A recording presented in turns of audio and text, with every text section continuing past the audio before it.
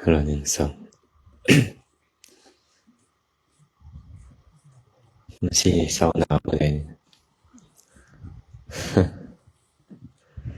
เป็นยังบ่คันมีวี่แววบ่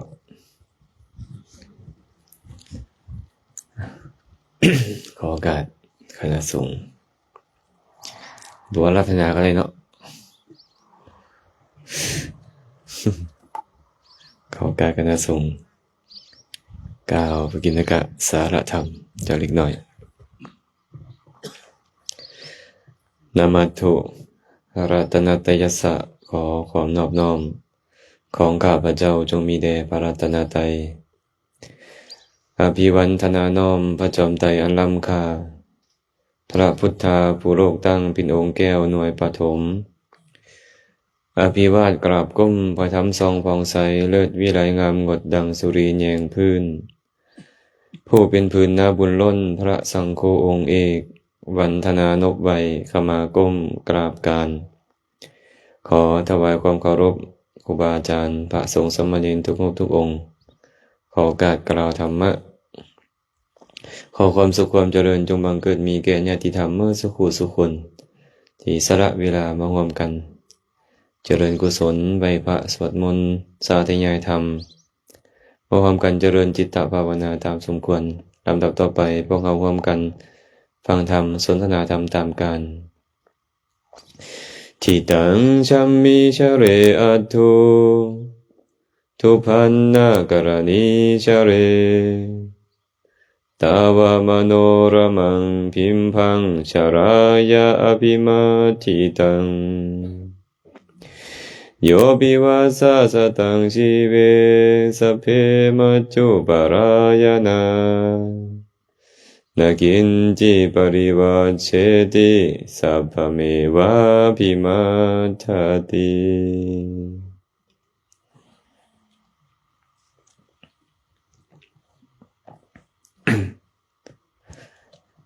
คาถานี้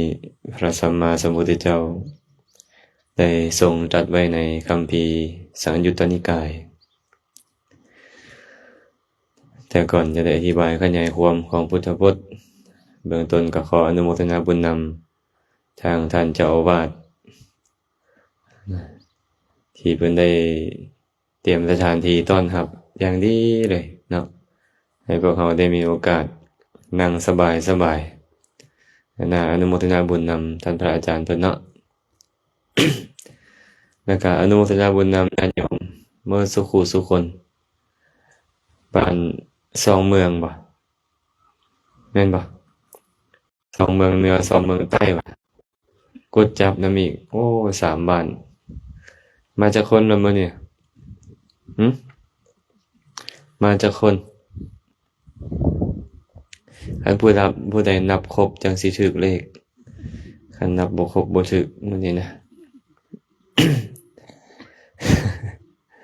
พอเริ่มถูกเลขนี่หูตั้งกันเลยเนาะก็อนุโมทนาบุญนำเนาะที่ได้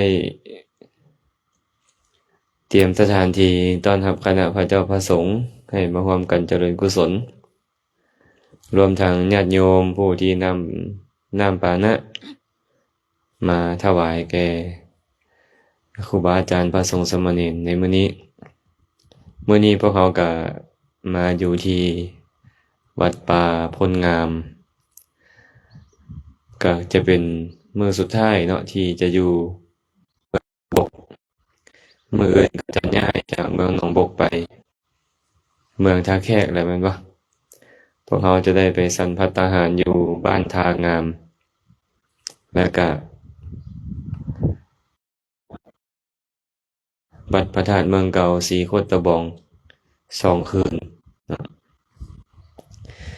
มื้อนี้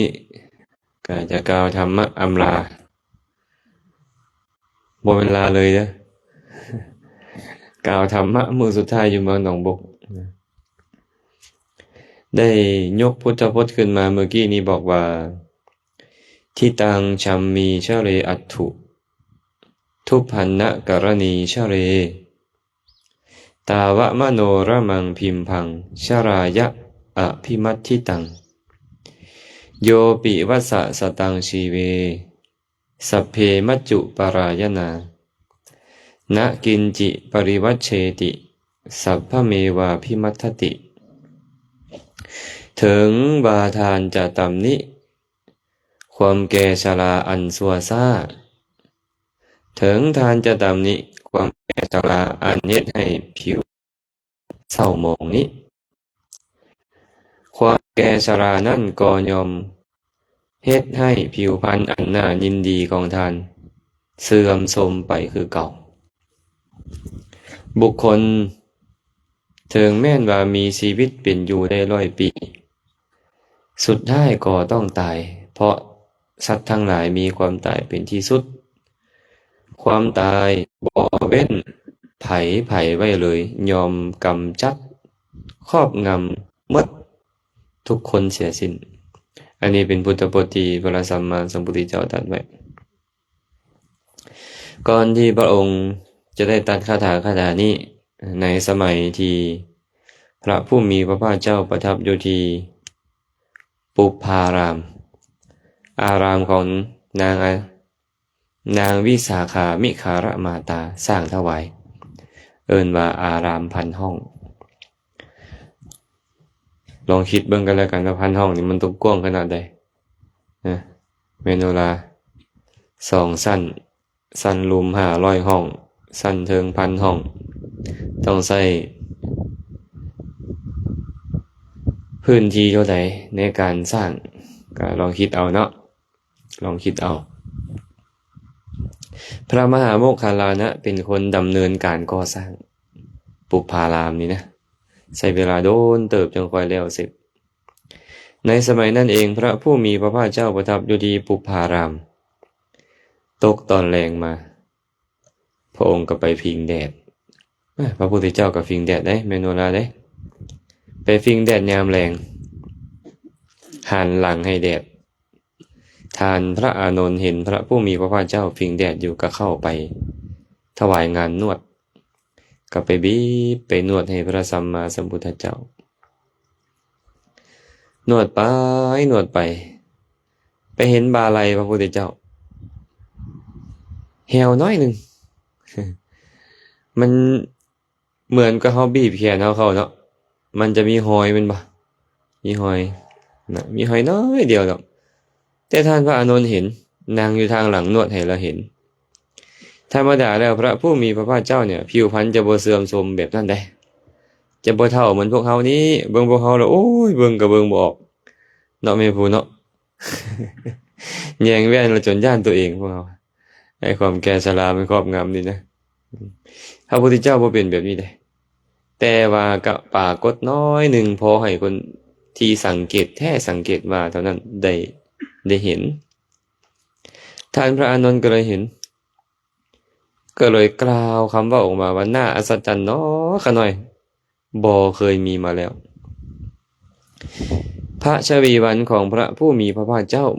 บริสุทธิ์เหมือนเมื่อก่อนแล้วว่าซั่นบริสุทธิ์เหมือนเมื่อก่อนแล้วผิวพรรณบริสุทธิ์เหมือนเมื่อก่อนแล้วห่างกายกะแห้วย่นลงว่าซั่นห่างกายนี่กะโกงโง่งไปข้างหน้าอินทรีย์ทั้งหลายคือจักขุนทรีย์โสตินทรีย์คานินทรีย์ชิวหินทรีย์และกายินทรีย์ก็บ่พองใสเหมือนเมื่อก่อนแล้วพระอานนท์กล่าวออกมาน่าอัศจรรย์นะว่าเป็นไปได้แนวใดพระพุทธเจ้านี่ผู้สมบูรณ์ด้วยมหาปุริสลักษณะผู้อบรมบารมีมาถึง4 อสงไขยยิ่งด้วยแสนกับเพื่อให้ได้มหาปุริสลักษณะนี้อนุพยัญชนะ80นี่งามที่สุดในโลกแต่ยังปรากฏความแก่ชราว่าซั่นตอนนั้นก็น่าจะหลาย10แล้วแหละเนาะน่าจะหลาย10แล้วใกล้ที่ปรินิพพานแล้วแหละคนธรรมดาเบิ่งบ่เห็นเด้ต้องคนที่สังเกตแท้สังเกตว่าจึงค่อยเห็นท่านพระอานนท์ติดตามพระพุทธเจ้าอยู่ตลอดเลยสังเกตทุกเลยทุกอิริยาบถทุกการย่างกายทุกบอนทุกทีพระอานนท์นี่สังเกตเบิดเลยก็เลยเห็นเนาะพระผู้มีพระภาคเจ้าก็เลยตรัสว่าอานนท์ เป็นเช่นนั้นแหละอานนท์เอ้ยเป็นเช่นนั้นความแก่ชรามีเสื่องซ่อนอยู่ในความเป็นหนุ่มเป็นสาวนี่แหละความเจ็บป่วยมีเสื่องซ่อนอยู่ในความเป็นผู้บ่มีโรคนี้ความตายก็มีเสื่องซ่อนอยู่ในชีวิตนี่แหละอานนท์ผิวพรรณของเขาบ่บริสุทธิ์เหมือนเมื่อก่อนแล้วสรีระนี่ก็เหี่ยวย่นเป็นเกี่ยวห่างกายนี่โง่มโกงไปข้างหน้าอินทรีย์ห้าคือจักขุนทรีย์โสตินทรีย์คานินทรีย์ชิวหินทรีย์กายินทรีย์กะบ่บริสุทธิ์เหมือนเมื่อก่อนพระพุทธเจ้าตรัสแบบนี้คือกันพระองค์บอกว่าความแก่ชรามันเสื่องซ่อนอยู่ในความเป็นหนุ่มสาวนี่ได้หลายๆคนบ่เคยคิดมาก่อนเลยว่าตัวเองจะแก่เท่าแต่สุดท้ายมาปัจจุบันนี้เป็นได้แมวแก้วผมกะสีเริ่มกลายเป็นดอกเหลาแล้วแม่นบ่ ห่างตากะเริ่มจะเป็นหอยรถไถแล้วบ่แม่นละหอยตีนกานะมันใหญ่พุ่นละห่างกายกะโค้งโกงลงโกงไปข้างหน้าผิวพรรณเศร้ามองบ่ป้องใสมันเปลี่ยนแปลงแบบนี้นะนี่ว่าความแก่ชราพระพุทธเจ้าเลยบอกว่าความแก่ชรามันบ่ได้อยู่หม้องอื่นใดมันซ่อนอยู่ในความเป็นหนุ่มเป็นสาวนี่ได้ความแก่ชรานี่นะพระเจ้าจะคิดว่าความแก่ชราอยู่บนอื่นมันอยู่นี่แหละความเจ็บไข้ได้ป่วยกะเสื่องซ่อนอยู่ในความบ่มีโรคนี้เอาละตอนนี้พวกเขาอาจจะยังบ่มีโรคบ่มีพยาธิบาดเหงาร่างกายอาจจะยังแข็งแรงแต่ว่ามันบ่ได้อยู่บนอื่นความเจ็บไข้ได้ป่วยมันอยู่นี่แหละมันจอบอยู่ถ้าแสดงตัวเดี๋ยวมันก็แสดงตัวออกมามะเร็งบ่เบาหวานบ่ความดันบ่กระเพาะบ่อีหยังสัพพะปิมันจะแสดงออกมาและในที่สุดเป็นอย่างไรบ่เนี่ยตายความตายก็มีเสื่องซ่อนอยู่ในชีวิตนี้เพราะว่าชีวิตนี้ดับลงมื้อใดความตายปรากฏตอนนั้นแม่นบ่เคยคิดบ่ว่าตัวเองจะตายเนี่ยฮะ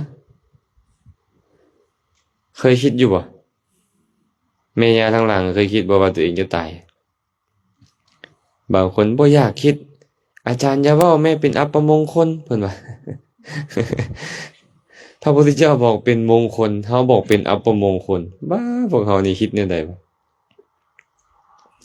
คนบ่พยายามเฮ็ดคุณงามความดีบ่พยายามให้ทานรักษาศีลปฏิบัติธรรมก็เพราะบ่คิดฮอดความตายนี่แหละคิดเหมือนกับว่าตัวเองจะเป็นอมตะนี่นะเคยมีเรื่องราวเกิดขึ้นได้แม่นบ่ล่ะเทวดาเขาตำหนิมนุษย์มีเทพบุตรตนหนึ่ง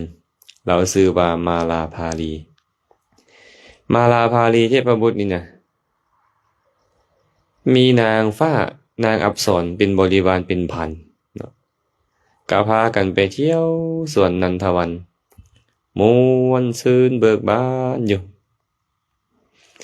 ในบรรดานางอัปสรผู้เป็นบริวารเรานะนางอัปสรนางหนึ่งจุติจากสวรรค์มาเกิดในโลกมนุษย์พอมาเกิดแล้วจื้อความได้ว่าตัวเองนี่เคยเป็นบริวารของมาลาภาลีเทพบุตรเราเริ่มฮู้ความแล้วเราก็เฮ็ดบุญให้ทานสมาทานศีลเข้าวัดฟังธรรมแต่เฮ็ดบุญยามใดก็สาธุเด้อขอให้ค่อยได้ไปเกิดนำผัวค่อยคือเก่าเด้อว่าซั่นขอให้ค่อยได้ไปเกิดนำผัวค่อยคือเก่าให้ทานตอนใดใส่บาตรตอนใดอุปถากพระเจ้าพระทรงตอนใดเราก็ตั้งความปรารถนาขอให้ค่อยได้ไปเกิดในสถานที่เดียวก็สามีค่อยอีกเด้อว่าซั่นเราก็เลยได้ชื่อว่านางปฏิปูชิกานางผู้บูชาผัวชื่อเพิ่นนะปฏิปูชิกาแปลว่าบูชาผัว บ่บูชาจังได๋เนาะเฮ็ดบุญแต่ละอย่างล่ะอธิษฐานให้ไปเกิดนำผัวตัวเองคือเก่าหันน่ะแม่ออกหิบเคยคิดแบบนี้บ่โอ้ยบ่กล้าเว้ายันพ่อกำลังเสียใจ แต่นางอันนี้บ่แม่นเด้อเนี่ยเพิ่นนี่เฮ็ดบุญอันใดก็สาธุขอให้ข้อยไปเกิดอยู่บ่อนเดียวกับสามีข้อยคือเก่าเด้อเฮ็ดบุญอันใดก็อธิษฐานอยู่นั่นแหละปรากฏว่าเราอุปถากพระเจ้าพระสงฆ์ดีๆแม่นบ่ล่ะเอ้ยอืมสมัยก่อนบ่คือปัจจุบันเด้ปัจจุบันนี่นะศาลาหอฉันแล้วอยู่วัดแบบนี้แม่นบ่แต่สมัยก่อนบ่แม่นศาลาหอฉันอยู่ในหมู่บ้านพระไปบิณฑบาตก็เข้าไปในหมู่บ้านนั่นแหละแล้วก็ไปฉันอยู่ในหมู่บ้านแล้วกลับวัดแต่ก่อนนี่อยู่ป่าแม่นวัดแต่ก่อนนี่นะเพิ่นบ่นิยมอยู่บ้านแต่ว่ามีแต่น้อยเพิ่นจะบ่นิยมอยู่ในใกล้บ้านจะอยู่ป่าพุ่นฉันอาหารแล้วก็กลับฉันอาหารแล้วก็กลับนางคนนี้ก็ไปอุปถากพระสงฆ์เฮ็ดดีเตรียมน้ำซันเตรียมน้ำใส่เตรียมน้ำล้างตีนล้างเท้าให้เพิ่นเนาะปัดกวาดเช็ดถูหอฉันอย่างดีแต่ละมื้อเฮ็ดแนวนี้บุคคลใดก็ตามบ่มีเวลาไปก็ฝากอาหารหวานข้าวให้เราไปให้เราไปแต่งให้นะถวายครูบาอาจารย์ครูบาอาจารย์ก็ฮักแพงเราหั่นแหละบ่ฮักโยมอุปถากฮักผู้ใดเนาะเราก็ดูแลตัวเองไปเนี่ยปรากฏว่ามื้อนั้นเราตายตายหลังจากพระสงฆ์ฉันภัตตาหารเรียบร้อยแล้ว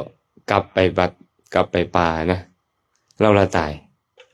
โรคบางอย่างกำเริบก็ตายมื้อใหม่พระก็มาคือเก่าแล้วเนาะบิณฑบาตได้อาหารมาแล้วก็เข้าไปในหอฉันท้าแล้วท้าอีกบ่เห็นมาจากเทื่อนางปฏิปูชิกานี่นะบ่เห็นเรามาก็เลยถามพอไม่ออกนางปฏิปูชิกานี่ไปใส่แล้วนี่นะว่าซั่นไปใส่แล้วก็เลยบอกว่านางตายแต่มื้อวานเลยเด้เขาหน่อยตายแล้วก็ว่าซั่นให้บ่นี่พานะพากันให้โอ้ยเนาะโอ้ยบ่สมควรตายเลยคนดีปานนี้เป็นจังคือตายไวแท้เพิ่นว่า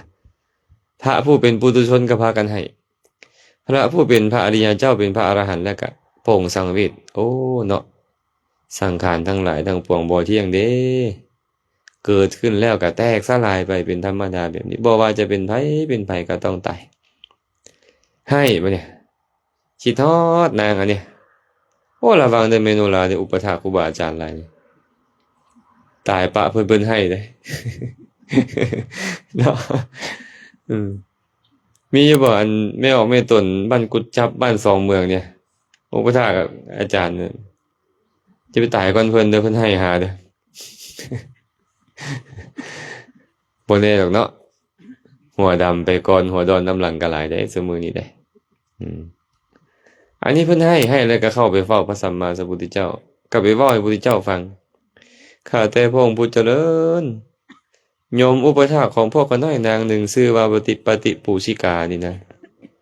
อุปถากพระเจ้าประสงค์ดีก็หน่อยเฮ็ดดีเอาแท้เอาว่าเป็นหยังคือตายแต่ยังหนุ่มยังน้อยแท้ว่าซั่น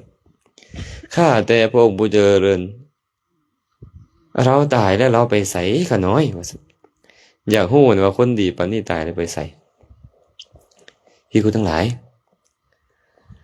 นางปฏิปูชิกาตายแล้วกลับไปอยู่นำสามีของเรานั่นแหละว่าซั่นบ่มีดอกก็ได้บ่มีอยู่เฮือนสามีเราก็บ่มีว่าซั่นเพิ่นว่าเป็นหัวผัวเพิ่นตอนเป็นมนุษย์นี่นะเรามาแต่งงานได้ลูก 3-4 คนแล้ว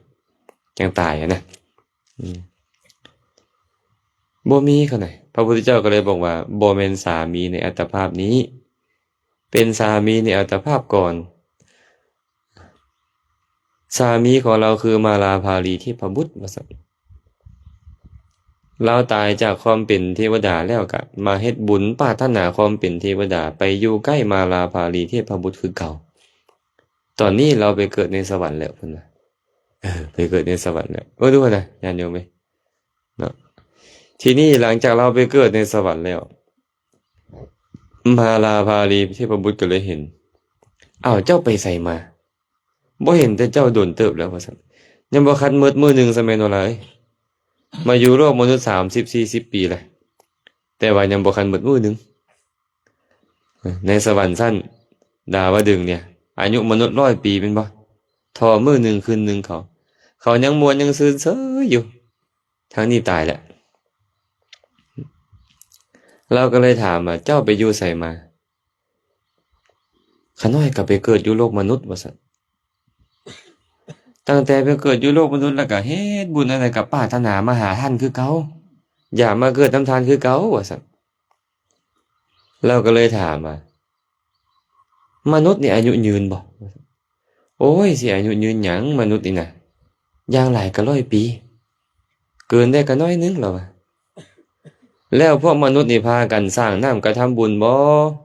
ให้ทานรักษาศีลบ่อุปถัมภ์ดูแลพ่อแม่บ่นางก็เลยเว้าว่าข้าแต่สามีว่าซั่นมนุษย์นี่น่ะเป็นคนประมาทมัวเมาว่ะบ่สร้างน้ำกระทำบุญบ่ให้ทานบ่รักษาศีลบ่อุปถัมภ์ดูแลบิดามารดาเลยว่าซั่นเฮ็ดเหมือนกับตัวเองนี่มีอายุเป็นล้านๆปีบ่รู้เราดูหมิ่นนะดูหมิ่นพวกมนุษย์เนี่ยอายุก็บ่ฮอด100นะอันคนเป็นพันคนก็ฮอดบ่ฮอด100บ่พอคนแม่นบ่แต่ว่ายังประมาทมัวเมาตื่มอีก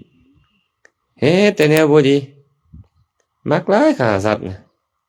ลักทรัพย์ประพฤติผิดในกามเว้าตัวต้มตุนไปส่อเสียดหยาบคายเพ้อเจ้อดื่มน้ำเมาโอ้ยมักหลายเฮ็ดแต่สิ่งที่บ่ดีทั้งๆที่อายุก็สั้นๆนี่เทวดาตำหนิเฮานะเฮ็ดจังได๋ล่ะพวกเฮาบ่ให้เขาตำหนิละล่ะสั้นก็ยาชีวิตของพวกเฮานี่นะแต่ให้มีคุณค่าเด้ออย่าออกหิบเด้อ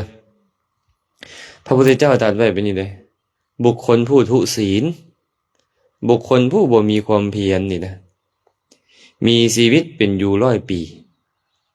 ชีวิตของเขาก็บ่ประเสริฐเลยเพิ่นแต่บุคคลใดก็ตามเป็นผู้มีศีลเป็นผู้ปรารภความเพียรเจริญกุศลทั้งหลายอยู่แม้เขามีชีวิตอยู่เพียงมื้อเดียวคืนเดียวชีวิตของเขาก็ประเสริฐกว่าชีวิตของคนทุศีลของคนมีความเพียรต่ำสามนั่นเป็นอยู่100 ปีพุ่นสั้นก็อย่าเนาะสั้นก็ใช้มันให้เป็นประโยชน์นะใช้สร้างน้ำกระทำบุญใส่ให้กุศลคุณงามความดีใช้มันให้เป็นประโยชน์หลายๆพอสุดท้ายแล้วพวกเขาจะตายเด้พวกเขาจะตายเนาะกระเป๋าพากันเล็งสร้างน้ำกระทำบุญแหงผู้หัวเริ่มออกดอกสีขาวแล้วนะก็แหงต้องเล็งเด้ได้แม่นโลาเด้อต้องเล็งขึ้นกว่าเก่าจังซี่เด้กันเคยใส่เลข2ก็ต้องใส่เลข3เลข4เลยเด้บอกเลยเป็นหมดเวลาแหละเนาะหมดเวลาอาจารย์ไปเทศให้แม่ออกฟังอยู่ทางบ้านอาจารย์เหลือใจว่าซั่นเป็นตู้นั้นฟังธรรมแล้วโอ้ยจะแม่นเหลือใจเด้ว่าซั่นเหลือใจจังล่ะเหลือใจว่ามาฮู้ธรรมะบาดเท่าแล้วว่าไปปฏิบัติธรรมก็ไปบ่ได้นำหมู่แหละอยากรักษาศีลก็เฮ็ดได้ยากแล้วว่าซั่นสภาพร่างกายก็บ่เอื้ออำนวยแล้วโอ้ยจะแม่นมันฮู้ตอนเฒ่าว่าซั่นภาษาผู้เฒ่าเขาว่าจั่งใดฮะมาพ้ออีหยังตอน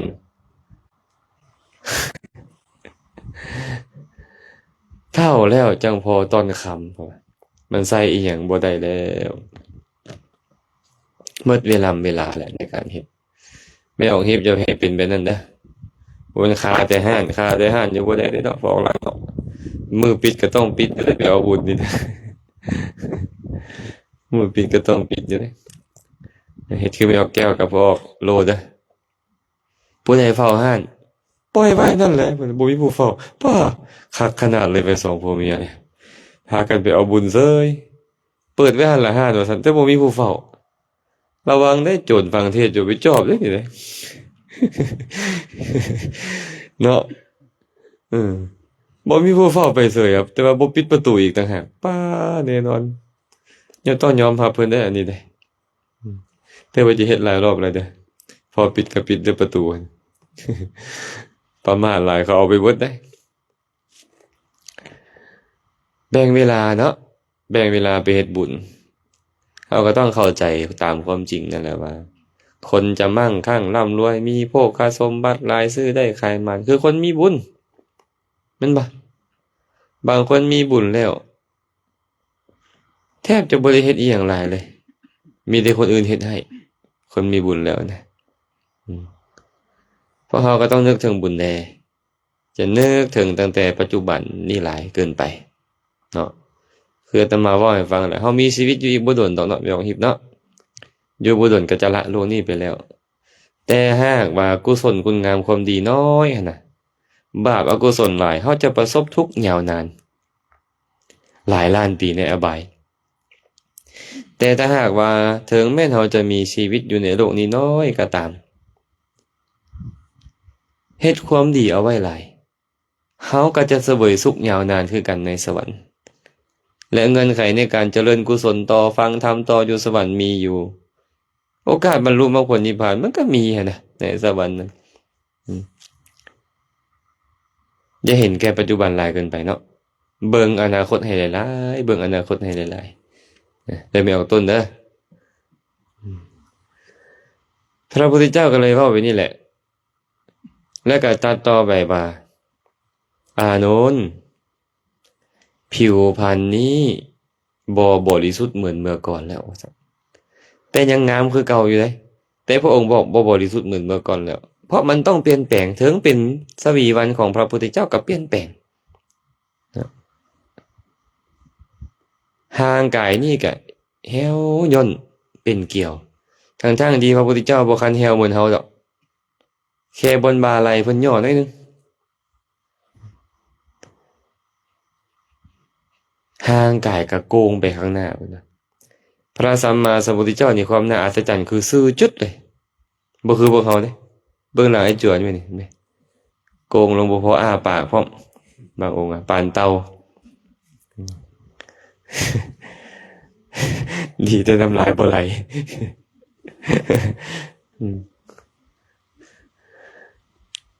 สังเกตเบิ่งตัวเองดีๆมั้ยอาจารย์เฮ็ดกันได้บ่ค่อยซื้อหลังนี่พยายามเฮ็ดให้ซื้อเดี๋ยวมันก็กงลงไปสังเกตไว้ซะว่าถ้ากันแยงแว่นบ่ก็ให้หมู่ถ่ายรูปไว้ให้เบิ่งบ่ค่อยซื้อพวกเขาเนี่ยแต่พระพุทธเจ้านี่ซื้อตรงเลยสรีระของพระองค์แต่พระองค์ยังบอกว่าห่างกายนี่เริ่มโกงไปข้างหน้าแล้วอินทรีย์คือจักขุโสตคานะชิวหากายะบ่ผ่องใสเหมือนเมื่อก่อนถ้าอินทรีย์นี่คืออย่างอินทรีย์นี่ตาหูดังลิ้นกายนี่อินทรีย์นี่คืออย่างกายอินทรีย์จักขุนทรีย์คืออย่างครูบาละจดตั้งจักขุนทรีย์คืออย่างไม่อย่างว่าจักขุนทรีย์นักเรียนอภิธรรมกลมหน้าหมดแถมว่าพระห่มปิดปากอีกต่างหากยามที่ตอบจักขุนทรีย์สภาวะของมันคือหยังจักขุประสาทแม่นบ่โสตินทรีย์กับโสตประสาทคานินทรีย์คานะประสาทชิวหินทรีย์ชิวหาประสาทกายินทรีย์กับกายประสาทประสาททั้งรูปทั้งห้านี่มันบ่สามารถเห็นด้วยตาเปล่าแม่นบ่ล่ะบ่มีผู้ใดเห็นประสาทตาบ่มีผู้ใดเห็นประสาทหูประสาทดังประสาทลิ้นประสาทกายเห็นบ่ได้ขณะนั้นพระพุทธเจ้าก็ยังบอกว่าบ่ผ่องใสเหมือนเมื่อก่อนพระอานนท์ก็ยังบอกว่าบ่ผ่องใสเหมือนเมื่อก่อนเป็นหยังคือเว้าอย่างซั่นทั้งที่มันบ่เห็นได้ด้วยตาสันนิษฐานเมื่อห่างกายมันเสื่อมโทรมพวกอินทรีย์ทั้งหลายก็ต้องเสื่อมโทรมนั่นแต่ว่าให้มันสละสลวยในพุทธพจน์นี่บ่ธรรมดาเลยบ่เห็นดอกแต่สันนิษฐานว่ามันต้องเป็นแบบนั้นก็เลยเว้าไปแต่พระพุทธเจ้านี่ฮู้จักขุประสาทบ่สามารถเห็นได้แต่ฮู้ได้ฮู้ได้หลังจากนั้นพระผู้มีพระภาคเจ้าก็ตรัสคาถาว่าทิตังชัมมีชะเรอัตถุทุพพนะกรณีชะเรตาวะมโนระมังพิมพังชรายะ ภิมัตถิตังถึงแม้นว่าทานจะตำหนิติเตียนจะรังเกียจความแก่ชราอันสัวซานิผิวพรรณอันน่าพอใจทั้งหลายของทานก็ยอมทึกความแก่ชรานี่ครอบงำไปเบิดความแก่ชรายอมครอบงำบุคคลแบบนี้ทั้งหมดเลย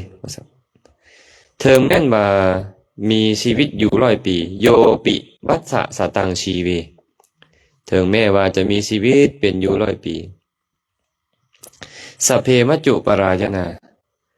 สัตว์ทั้งหลายทั้งปวงจะต้องตายเพราะมีความตายเป็นที่สุดคนเกิดมาแล้วบ่ตายบ่มีนะบ่มีดอกคนเกิดมาแล้วบ่ตายนะเคยเห็นบ่คนเกิดมาแล้วบ่ตายเด็กกับผู้นั่งอยู่นี่เด้เนาะแต่จะตาย แต่จะตายบ่รอดจักคนประเสริฐที่สุดในโลกนี้เป็นไผพระอรหันตสัมมาสัมพุทธเจ้ายังอยู่ปะบ่อยู่สิจำเป็นหยังต้องเว้าถึงไอ้จั่วน้อยนี่ต้องเว้าถึงยาคูนั่งอยู่นี่จำเป็นหยังต้องเว้าถึงพ่อไม่ออกอยู่นี่ตายเบิดแม่นบ่ตายหมดเพิ่นเลยมีคำก่อนหนึ่งเว้าเอาไว้ม่วนย่าแม่โนลาบ่จือ บ่จือก็สิเว้าให้ฟังเนาะนับมือแล้วนับมือไก่ไปหน้าคือเหือไก่จากทาคือเวลาบ่อวยโค้งหันปิ้นตาวคืนมันหากมีฝดมีฟืนเศร้าแดดอกแก้มนำธรรมดาเมืองคนเปลี่ยนบนหมุนเลี้ยวคือจังเหี่ยวลำไม้สุดปลายไม้ไผ่สุดช่วยไปคือปีกล้วยในต้นวางเครือบ่มีเหลือคาข้างอีหยังดอกจักยางเหลือแต่หอยฮูบไว้พอให้ฮู้ดอกว่ามีพี่น้องเอ้ยเพิ่นว่าไกลไปเนาะแมวแก้วเนาะอันตอน14จักไปใส่ละบ่มีละ มัน40กว่าละสิเข้า50ละเห็นบ่จะไป60 70ไปหน้าแล้วไปเรื่อยมันไกลออกเพิ่นว่านับมือแล้วนับมือไก่ไปหน้าคือเหือไก่จากท้าคือเวลาบ่อวยโค้งหันปิ้นตาวคืนบ่มีจักเทื่ออันเวลามันจะกลับคืนนี่น่ะแม่นบ่มันหากมีฝดมีฟืนเศร้าแดดอกแก้มนำธรรมดาเมืองคนเปลี่ยนวนหมุนเลี้ยวเห็นบ่คนมีความสุข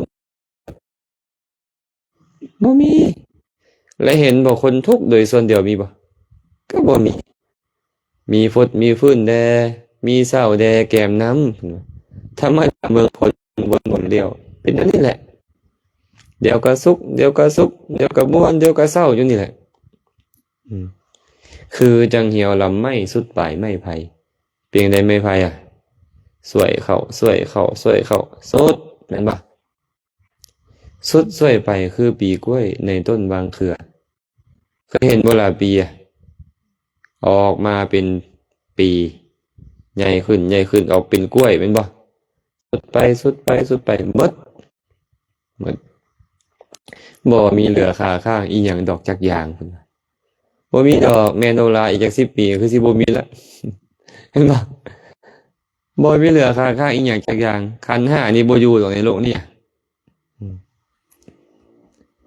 เหลือแต่หอยฮูบไว้พอให้ฮู้ดอกว่ามีอย่างหลายเขาก็ถ่ายรูป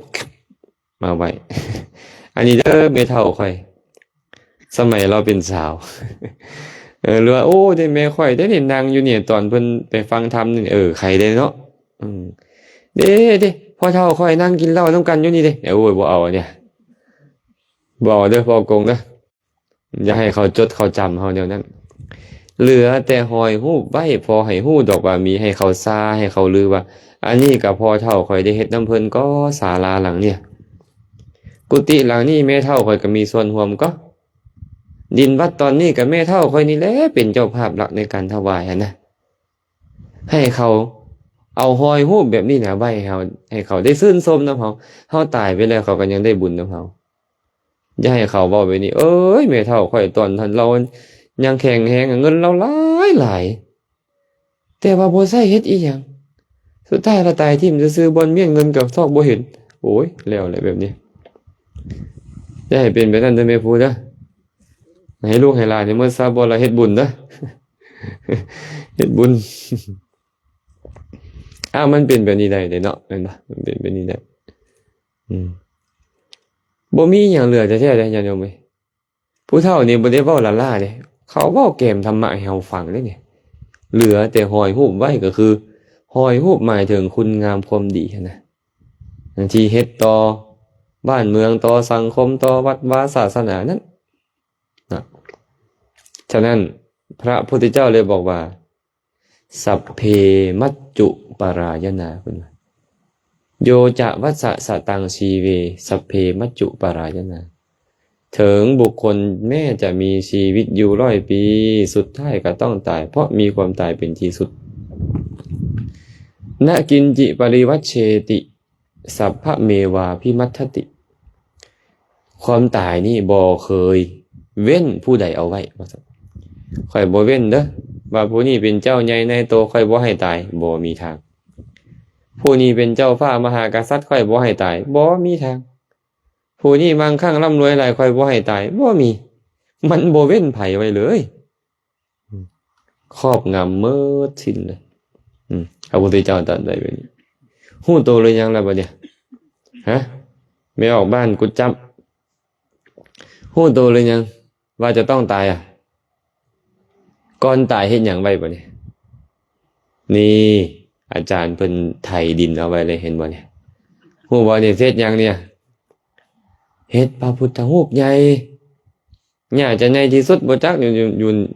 ละแวกนี่นะเพิ่นสิเฮ็ดนี่นะเพิ่นเป็นลมให้ฟังนะฟ้าวคนคอยเอาบุญนำเพิ่นตอนเพิ่นพาเฮ็ดนี่เนาะพอมีออกตายไปแล้วแหละแต่ว่าพุทธรูปนี่ยังอกยังใจยังอยู่พระพุทธรูปที่เพิ่นสิเฮ็ดนี่นะจะยังอยู่ลูกหลานบ้านเมืองจะได้ขี่รถกายย่างกายมาได้ไหวได้นกไปสวรรค์กันได้ย้อนเฮานี่ให้พากันไปเฮ็ดนำเพิ่นนะเฮ็ดเพื่ออีหยังล่ะบางคนถามเฮ็ดเพื่ออีหยังคั่นน่ะเฮ็ดตากแดดตากฝนไว้ก็ตากแดดตากฝนไว้ละล่ะคันคือว่าตากแดดตากฝนมันก็ตากหั่นแหละแม่นบ่แม่นหรือบ่แม่นพ่อมีเห็นพระธาตุหลวงบ่มีคนเอาขันโฮมไปกั้งให้พระธาตุหลวงบ่ บ่มีเนาะแต่ว่าคนกายไปกายมายกใส่เก้าเท่าใส่หัวเป็นล้านๆคนละไปสวรรค์บ่แม่นน้อยละย้อนธาตุหลวงเวียงจันทน์นั่นพอไม่ออกว่าผู้ใดเฮ็ดนั่นน่ะพุ่นเจ้าไสยะเศรษฐาธิราชพุ่นคนรุ่นเพิ่นพุ่นเฮ็ดไว้ตายไปจักปีแล้วพอควัน400-500 ปีแล้วตายไปแต่ว่ายังลากคนไปสวรรค์อยู่บ่เซาซุมื้อเนี่ยย้อนหยังความคิดของเพิ่นนั่นน่ะเพิ่นบ่ได้คิดว่าเฮ็ดไว้ตากแดดเฮ็ดไว้ให้มนุษย์ให้เทวดาได้มีโอกาสกราบไหว้สักการะบูชาอันจะเป็นเหตุให้เขานี่มีสุขติเป็นที่ไปในเบื้องหน้าเป็นอย่างต่ำคนเฮาบ่คือกันเด้เนาะคนเฮาบ่คือกันประชากรบ้านหนองบกนี่มีจักคนประมาณฮอดบ่1,000ประชากรฮอดบ่1,000 ปลายเนาะบัดเอิ้นไปฟังธรรมเป็นจักคนแน่ประชากร 4,000 เอิ้นไปฟังธรรม4 คนก็เบิ่งดูน่ะมันต่างกันลุดลึ่งกันซะได้น่ะเบิ่งดูการสั้นน่ะอีกหลายคนแม่นบ่ล่ะอีกหลายคนที่บ่มีอุปนิสัยในการฟังธรรมบ่มีอุปนิสัยในการปฏิบัติธรรมแต่อย่างน้อยๆเขาได้ดอกไม้ดอกหนึ่งพวงมาลัยพวงหนึ่งขันหมากเบงคู่หนึ่งเทียนด้ามหนึ่งเขาได้มาบูชาเข้าไปสวรรค์ได้แล้วเห็นบ่ก็ต้องน้อมใจว่าเฮ็ดบูชาคุณของพระสัมมาสัมพุทธเจ้าเลยเฮ็ดให้คนอื่นได้มีโอกาสบูชาเนาะเฮ็ดเป็นนั้นได้เห็นพระพุทธรูปที่เพิ่นจะพาสร้างนี่แล้วให้นึกถึงพระสัมมาสัมพุทธเจ้าให้ได้ เห็นบ่ครูบาเพิ่นเว้าคาถาก่อนจะพาพวกนี้ออกใบพระปูชาระเหปูชายโตพุทเทยะทิจะสาวเกปะปัญจะสมติกันเตตินะโสกะปริทเวเตตาทิเสปูชายโตนิพุเตอากุโตพเยนาสกกาปุญญังสังขาตุงอิเมตตมะปิเกนะจิบุคคลใดได้บูชาซึ่งพระสัมมาสัมพุทธเจ้าหรือบูชาพระสงฆ์สาวกของพระพุทธเจ้าพระองค์นั้นผู้ก้าวล่วงปาปัญจะธรรมอันเป็นเครื่องเนิ่นซ่าคือตัณหามานะทิฏฐิได้แล้วก้าวล่วงทุกปริเวทนาการได้แล้วผู้ที่ดับสนิทแล้วผู้ที่บ่มีอะไรคือตัณหาแล้วบ่มีไผเลยจะนับอานิสงส์ที่เกิดขึ้นจากการบูชาข้างนั่นว่ามีประมาณเท่าใดด้วยวิธีการนับแบบใดๆได้บูชาพระพุทธเจ้านะเพิ่นว่าไผจะนับได้ล่ะบุญที่เกิดขึ้นในข้างนั่นน่ะนับบ่ได้มีดอกไม้3 ดอกบูชาน้อมนึกถึงคุณของพระสัมมาสัมพุทธเจ้านับบ่ได้100กับ1,000กับแสนกับมันนับบ่ได้อันบุญมันจะส่งผลนะฉะนั้นเวลาเฮาเฮ็ดเฮาก็ต้องน้อมเป็นพุทธบูชาเนี่ยอาจารย์โมสีเพิ่นจะพาเฮ็ดน้อมเป็นเฮ็ดเพื่อบูชาคุณของพระสัมมาสัมพุทธเจ้าเฮาก็ได้บุญแล้วขอบูชาและอนุเคราะห์เกื้อกูลคนอื่นให้เขามีโอกาสได้บูชาให้เขามีโอกาสได้เจริญกุศลบางคนมานั่งกราบไหว้แล้วก็นึกถึงคุณของพระพุทธเจ้าอยู่ได้เจริญสมาธิได้เจริญวิปัสสนาเป็นการปฏิบัติบูชาพร้อมกันมีแบบนี้ได้ต้องคิดแบบนี้ให้ระลึกถึงคุณของพระองค์มีคุณแบบใดพระสัมมาสัมพุทธเจ้านี่โอ้ยคุณของพระพุทธเจ้านี่อเนกอนันต์นับบ่ได้ดอกว่าโดยย่อมีอยู่9อย่างที่เฮาสวดกันไปอิติปิโสภะคะวาอะระหังสัมมาสัมพุทโธวิชชาจารณะสัมปันโนสุขโตโลกาวิทูอนุตตโรปุริสธรรมสารถิสัทธาเทวมนุสสานังพุทโธภะคะวา9อย่างโดยย่อจังนี้น่ะย่อก็ทันอีกแม่ว3อย่าง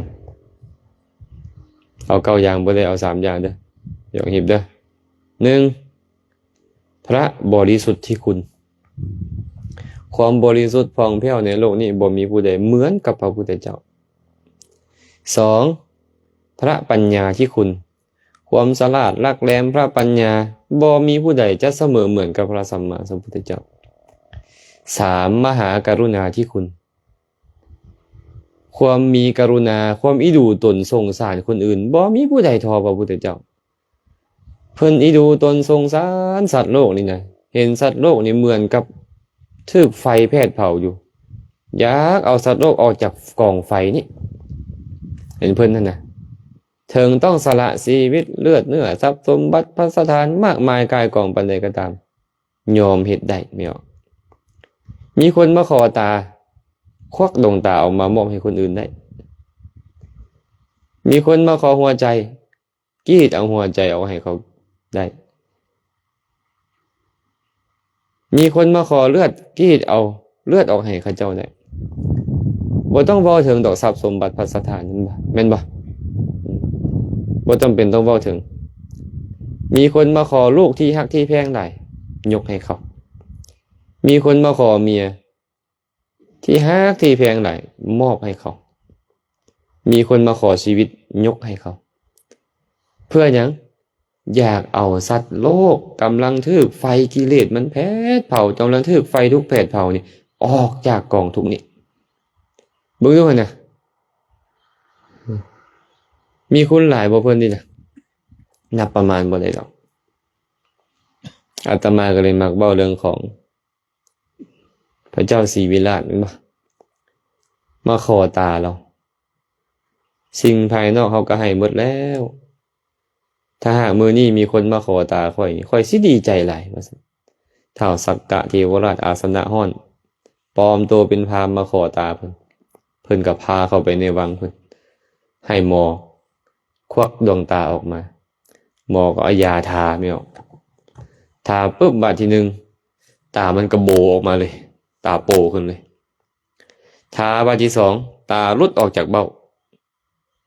ทาบาดที่สามคาดออกมาเลยเหลือแต่เอ็นเกาะห้อยตอนนั้นอยู่ดึงเอาออกมามอบไว้ในมือของพราหมณ์คันพวกเฮานี่กล้าให้บ่แมวหิบกล้าให้บ่ตานี่กล้าให้บ่ตาพวกเฮาเนี่ยมีคนมาขออย่าว่ากล้าเด้ตามัวเด้ตอนนี้เด้สิขอแล้วเด้นี่เด้อย่าเว้าเด้อตาแหงมัวอยู่บัดนี้บ่กล้าเนาะพวกเฮาเนาะบ่กล้าดอกมาคิดเบิ่งยังเสียวๆพวกเฮาเนาะแต่เพิ่นหั่นน่ะให้ตาหลายกว่าดาวในท้องฟ้านั่นแล้วเพื่ออยากฮื้อสัตว์คนสัตว์ออกจากวัฏสงสารเนี่ยมาคนมาขอเอาเลือดเฮานี่เฮาให้ได้บ่ก็เพราะให้ได้เนาะไปบริจาคเนาะก็เพราะให้ได้อยู่ได้แต่เพิ่นหั่นน่ะหลายกว่าน้ำในมหาสมุทรน่ะเพิ่นเฮ็ดหั่นน่ะต้องการหยังน้อต้องการมั่งคั่งร่ำรวยบ่ต้องการให้คนยกย่องบูชาบ่ต้องการลาภสักการะสรรเสริญบ่มีเลยความผิดแนวนั้นน่ะต้องการสัพพัญญูสัพพัญญุตญาณปัญญาอันเป็นเครื่องตรัสรู้ทุกสิ่งทุกอย่างแล้วมาสั่งสอนเวนยสัตว์ให้ดำเนินตามและออกจากทุกข์คันนับเรื่องคุณบ่มีผู้ใดเท่าพระพุทธเจ้านั่นอยู่ไหมอันนี้ความเสียสละของเพิ่นนะพ่อแม่เฮานี่นะยังบ่สามารถเฮ็ดแบบนั้นได้ขนาดว่าเพิ่นฮักเฮาแล้วบางเทื่อยังด่ายังว่าเฮาพ่อแม่เฮาแม่นบ่ขนาดฮักเฮาเด้บางเทื่อยังทุบยังตีเฮาแต่ว่าเพิ่นนี่บ่มีเลยบ่คิดอีกมีแต่เมตตามีแต่กรุณาให้อย่างเดียวและบ่แม่นแต่เทื่อนึงเทื่อเดียวเป็นร้อยเป็นพันเป็นแสนเป็นโกฏครั้งเพิ่นเฮ็ดจังซี่มีเทื่อนึงเพิ่นเสวยพระชาติเป็นขันติวาทีเจริญขันติปารมีพระราชาก็กินเหล้าพร้อมกับบริวารไปเที่ยวสวนม้วนแล้วก็เมารับพระราชาพอรับแล้วนางสนมก็พากันไปเที่ยวเก็บดอกไม้ก็ปล่อยนางสนมนางหนึ่งให้เฝ้าไปแล้วไปเห็นพระโพธิสัตว์นั่งสมาธิอยู่ก็เลยพากันไปอ้อมเพิ่นก็ออกจากสมาธิมาก็มาโอ้ลมสอบถามมันนะไปกราบไปไหว้เพิ่นพระราชาสวดตื่นขึ้นมาพอดีบ่เห็นนางสนมของตัวเองก็ถามว่านางสนมไปไสหมดพูนไปหาฤาษีพุ่นว่าซั่นบ่หลายเรื่องลุกขึ้นมาแล่นเข้าไปหาฤาษีเลยเอิ้นเสนาอามาตย์มาจับตัวฤาษีมาถามฤาษีเจ้าสรรเสริญอีหยังฤาษีพระโพธิสัตว์ก็เลยบอกว่าเฮาสรรเสริญขันติความอดทนความอดทนมันอยู่ไสอยู่มือนี่บ่สั่งเพชฌฆาตตัดมือเพชฌฆาตกับตัดมือขาดทั้งสองข้างบ่เครียดบ่ขมหยังอยู่ได้บ่พวกเขานะพอกำลังคันถึงคันนั้นแหละมันสิไปอยู่ได้เนาะบ่ให้ข้ามไปไว้พระธาตุพนมยังเหลือใจบ่แฮงเลยพวกเขานี่สิไปว่าอย่างอันตัดมือตัดแข้งตัดขาเป็นบ่อ้าวเจ้ากล่าวสรรเสริญหยังฤาษีถามต่อข้าพระเจ้าอาตมากล่าวสรรเสริญขันติขันติอยู่คาบ่สั่งเพชฌฆาตตัดขาทิ่มเอาควรมาซับขาทิ่มบ่โกงเอ้ยเซ้ยบ่โกรธบ่เคืองถามต่อเจ้าสรรเสริญหยังอาตมาสรรเสริญขันติความอดทนขันติมันอยู่ดังบ่ตัดดังก็เสยขันติมันอยู่หูบ่ตัดหูก็เสยบ่แม่เพิ่นบ่ปล่อยให้ความโกรธของเพิ่นนี่เกิดขึ้นน่ะเพราะเพิ่นเจริญขันติบารมีอยากเป็นพระพุทธเจ้าคันค่อยจะเป็นพระพุทธเจ้าค่อยจะมาโกรธมาเคืองคนนี่มันบ่ได้ ค่อยเป็นพระพุทธเจ้าบ่ได้บ่โกรธบ่ปล่อยให้ความโกรธเกิดขึ้นเลยเหลือใจแห่งมณีพระราชาโดดเหยียบหน้าอกเลยแม่ออกโดดขึ้นเหยียบหน้าอกเลือดกระอักออกปากเลยพระโพธิสัตว์นั่นน่ะแต่บ่โกรธป้าจ้ะให้เฮาแล้วตั้งแต่บาทแรกแล้วเนาะคันมันมีอีหยังก็ไม่ได้ฟาดไปก่อนแล้วพวกเขาแต่ว่าเพิ่นนี่เซ้ยเด้พวกเสนาอำมาตย์ย้านเด้ล่ะเพิ่นมีฤทธิ์เด้ฤาษีมีฤทธิ์เด้เนาะก็มาบอกฤาษีว่าพระคุณเจ้าผู้เจริญพระราชาผู้เดียวเด้อทำให้พระคุณเจ้าไทบ้านไทเมืองไทบ้านไทเมืองบ่ได้ทำให้เด้ขอพระคุณเจ้าจะเฮ็ดให้ชาวบ้านชาวเมืองพินาศชิบหายเลยเด้อขะหน่อยเด้อว่าซั่นพระโพธิสัตว์ก็เลยบอกว่าพระราชาพระองค์ใดตัดมือตัดตีนเฮาตัดหูตัดด่างเฮาโดดเหยียบหน้าอกเฮาลงนี้ขอพระราชาพระองค์นั้นจงได้รับความสวัสดีเถิดบ่ได้สาบบ่ได้แซงอีหยังขอให้มีความสุขเด้อมีความสวัสดีเด้อว่าซั่นแผ่นดินใหญ่อดบ่ไหวไม่ออกแยกซองออกดูดเราลงเลยตายแล้วตกนรกอเวจีเลยแต่พระโพธิสัตว์บ่ปล่อยให้กิเลสมันครอบงำจิตใจได้เบิ่งแม่เนี่ยไอ้เพิ่นเสียสละน่ะเพื่อหยังเนี่ยเพื่อเฮานี่แหละไอ้สมามานั่งหนาวหน่อยเดียวนี่โอ้ยบ่ได้เสี่ยวเนาะคันเทียบกับเม็ดขี้ทรายก็แม่นเม็ดหนึ่งในขี้ทรายที่มีในโลกนี้อันเฮามาเฮ็ดทำนี่นะพระพุทธเจ้านี่โอ้ยมากมายมหาศาลเหลือเกินญาติโยมเอ้ยขอให้ใจพวกเฮาน้อมไปเป็นคือเพิ่นนี่เด้อแม่นบ่ล่ะเด้อน้อมไปเสียสละคือเพิ่นแน่อาตมาเฮ็ดบุญและปรารถนาเด้สาธุเด้อขอให้ใจของข้าพเจ้าจงน้อมไปในการเสียสละทุกสิ่งทุกอย่างเหมือนพระองค์เด้อมันคือขี้ที่ขี้เหนียวแท้เดี๋ยวนี้มันคือขี้โกรธขี้เคืองแท้มันคือขี้ข้านมักง่ายแท้มันคือมีแต่ราคะโทสะโมหะแท้ครอบงำจิตใจนี่ขอให้ใจค่อยนี่น้อมไปเฮ็ดเหมือนเพิ่นเด้อสละเหมือนเพิ่นเด้อคิดนั่นน่ะอาตมานี่นะพยายามคิดอยากให้ไปเป็นคือเพิ่นเด้เพราะกิเลสตัณหามันในใจของพวกเรามันหลายพุ่นแล้วนะอันเว้ามานี่น่ะ1ในล้าน1ในโกฏซื่อๆเด้เนี่ยที่เพิ่นสละและสร้างบารมีนั่นเองอันนั้นบ่เฮ็ดองค์พระพุทธรูปขึ้นมาเป็นตัวแทนของเพิ่นองค์นึงให้คนได้กราบไหว้บูชานี่นะ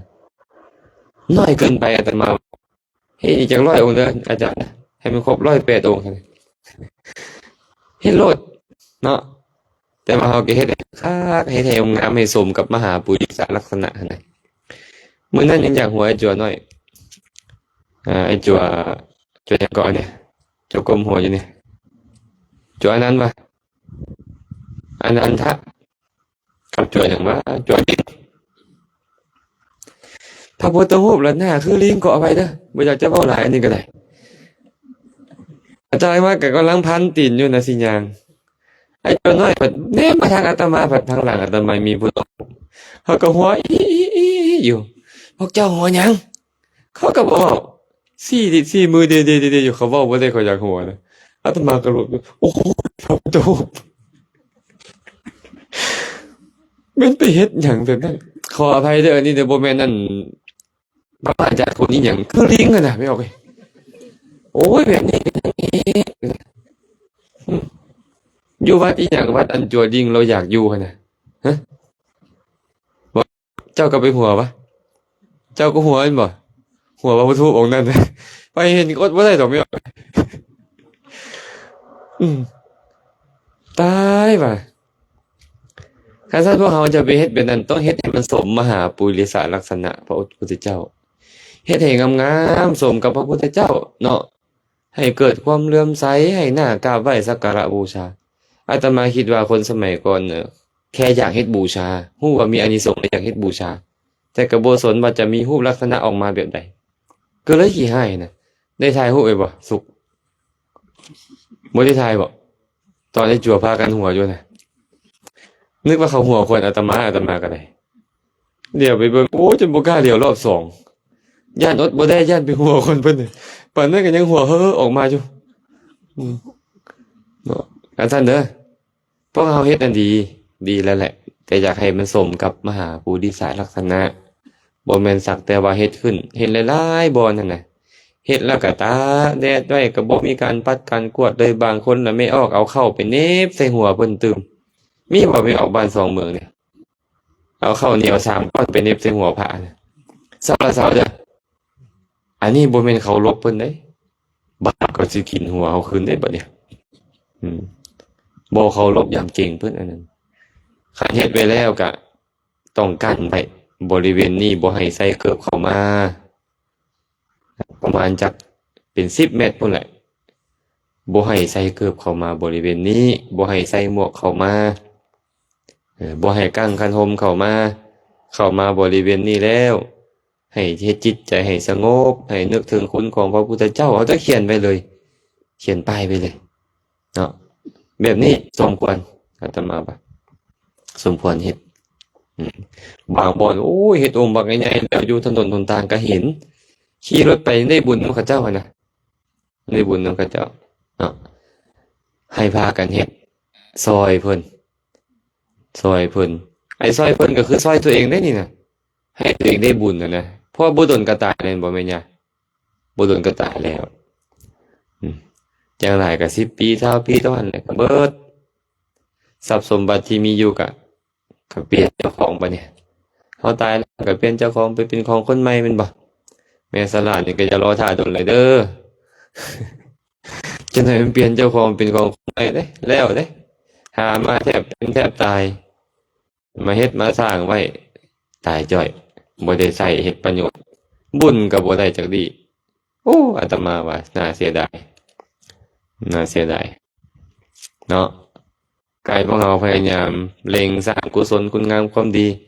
อันนี้บ่แม่นแต่เฮ็ดพระพุทธรูปเด้บ่แม่นแต่เฮ็ดพระพุทธรูปนำอาจารย์เพิ่นความดีทุกอย่างนั่นแหละแต่พอดีเพิ่นเฮ็ดสถานที่ไว้เพื่อจะสร้างพระพุทธรูปก็เลยเว้าเรื่องนี้ขึ้นมาควรจะเฮ็ดเพราะว่าคุณของพระพุทธเจ้านี่นะอันนี้ก็นั้นเนาะผู้ใดได้นึกถึงคุณของพระพุทธเจ้าได้บูชาคุณของพระองค์อานิสงส์ก็อันนี้ก็นั้นพระพุทธเจ้าเว้าไว้ก่อนจะปรินิพพานแม่นบ่อานนท์เอ้ยถูปาระหะบุคคลมีอยู่4ประเภทเด้อบุคคลผู้ควรเฮ็ดสักรูปเจาะจงพูดนะคือไผแดคือพระพุทธเจ้าพระปัจเจกพุทธเจ้าพระอรหันตสาวกและพระเจ้าจักรพรรดิเป็นหยังจึงควรเฮ็ดสถูปให้เพราะว่าบุคคลใดก็ตามได้เห็นสถูปนั้นแล้วมีความเลื่อมใสเกิดขึ้นในใจว่านี่เป็นสถูปของพระพุทธเจ้าเนาะนี่เป็นสถูปของพระปัจเจกพุทธเจ้าเนาะนี่เป็นสถูปของพระอรหันต์เนาะหรือนี่เป็นสถูปของพระเจ้าจักรพรรดิเนาะอานนท์เพราะความเลื่อมใสนั่นแหละหลังจากแตกกายทั้งหลายแล้วเขาย่อมเข้าถึงสุคติโลกสวรรค์ได้หรือว่าบุคคลใดก็ตามได้ยกขึ้นซึ่งพวงมาลัยดอกไม้ของหอมกระแจะจวนจันหรือแม่ประคองอัญชลีต่อสถูปเจดีย์นั้นข้อนั่นแหละจะเป็นไปเพื่อประโยชน์เพื่อความสุขแก่เขาสิ้นกาลนั้นอย่าข้านไว้เด้ออยู่โซคำแสงเพิ่นก็เฮ็ดไว้ให้แล้วเนาะกายไปกายมาดุๆแดเนื้อถึงคุณของพระพุทธเจ้าไว้แดอันนี้ส่งก็เกิดขึ้นใจเอาละเนาะเอาดนกับสิหนาวดนก็สิเปิดโอกาสให้ญาติโยมได้มีโอกาสถามปัญหาก็สรุปพระสูตรนี้พระพุทธเจ้าพยายามเตือนเฮาว่าบ่มีอีหยังแน่นอนความแก่ชราเสื่อมซ่อนอยู่ในความเป็นหนุ่มเป็นสาวนี่แหละความเจ็บไข้ได้ป่วยก็เสื่อมซ่อนอยู่ในความบ่มีโรคนี้ความตายก็เสื่อมซ่อนอยู่ในชีวิตนี้ร่างกายนี้บ่ปกติแล้วผิวพรรณก็เศร้ามองไปเรื่อยแห้วย่นไปเรื่อยโค้งโกงไปเรื่อยสุดท้ายก็แตกดับ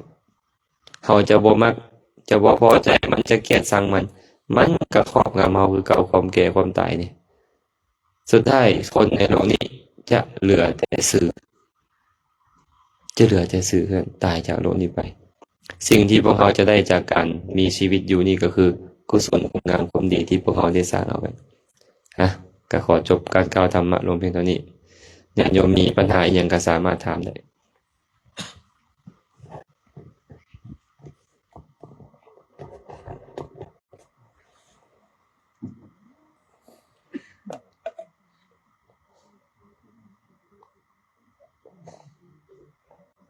มีบอกไม้ย้อนเด้อไหมเด้อ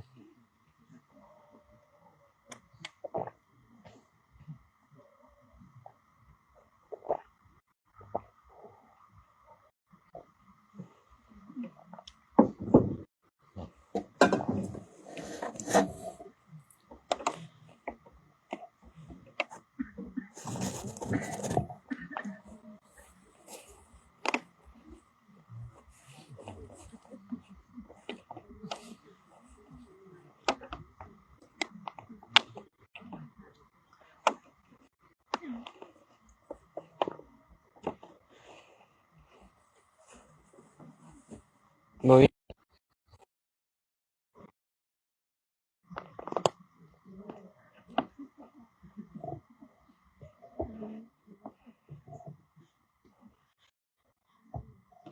น้อมกราบนมัสการพระอาจารย์น้อยขอโอกาส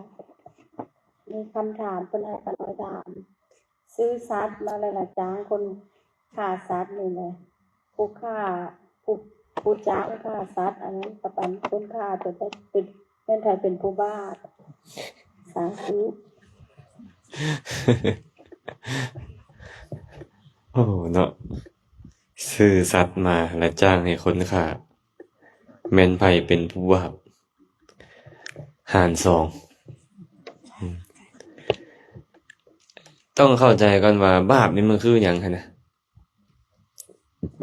เจตนาบ่ดีแล้วเอิ้นบาปแต่บาปบางอย่างผิดศีลบาปบางอย่างบ่ผิดศีลสำหรับการซื้อสัตว์มาและอยากให้มันตายเนี่ยอันนี้เป็นบาปนะมีจิตคิดจะฆ่าแล้วแต่บ่ได้ฆ่าเองให้คนอื่นฆ่าองค์ประกอบของการฆ่าสัตว์มีอยู่5อย่าง 1. สัตว์มีชีวิต 2. เฮาฮู้ว่าสัตว์นั่นมีชีวิต 3. มีจิตคิดจะฆ่า 4. มีความพยายามฆ่าพยายามด้วยกายก็คือฆ่าเองพยายามด้วยวาจาคือสร้างให้ฆ่าและ 5. มันตายด้วยความพยายามนั้นเป็นปาณาติบาตอยากให้มันตายบ่อันสั่งหมู่ฆ่านะมีบ่อันสั่งฆ่าแล้วบ่อยากให้ตาย แสดงว่าเป็นบาปทั้งสองคนให้ฆ่าเองเป็นบาปแต่ผู้เดียวถ้าสั่งให้หมู่ฆ่าก็เป็นบาปทั้งสองพ่วงกันมีหมู่ไปนรก เข้าใจเนาะแสดงว่าผู้สั่งก็เป็นปาณาติบาตผู้ฆ่าก็เป็นปาณาติบาต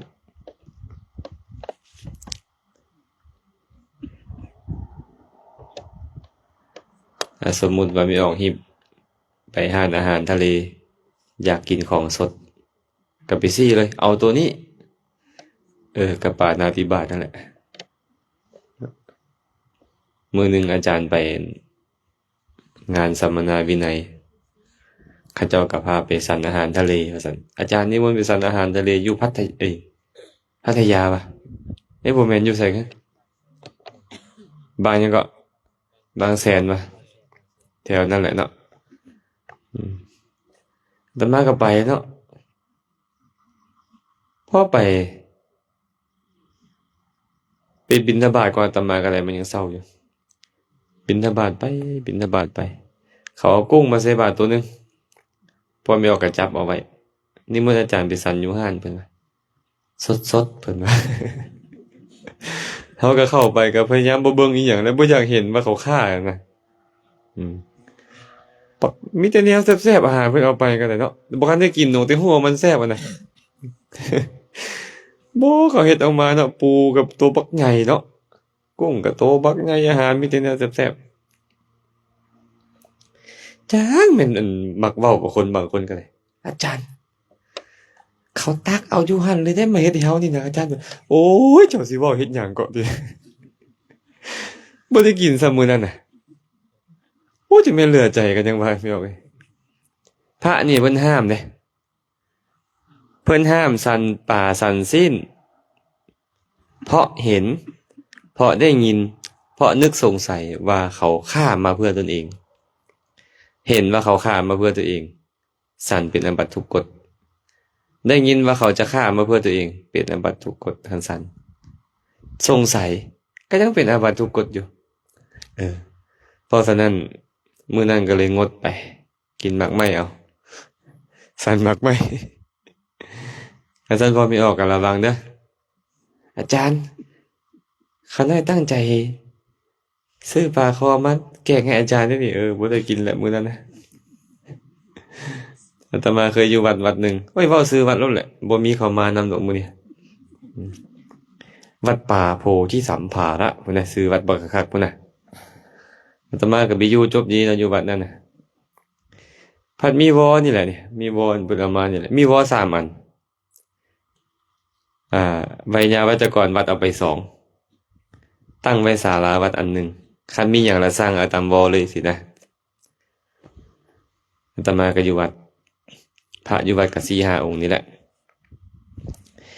ไวยาวัจกรผู้หนึงละขายเครื่องพัดไปดูดนองปลาไม่ออกเอ้ยแม่แอ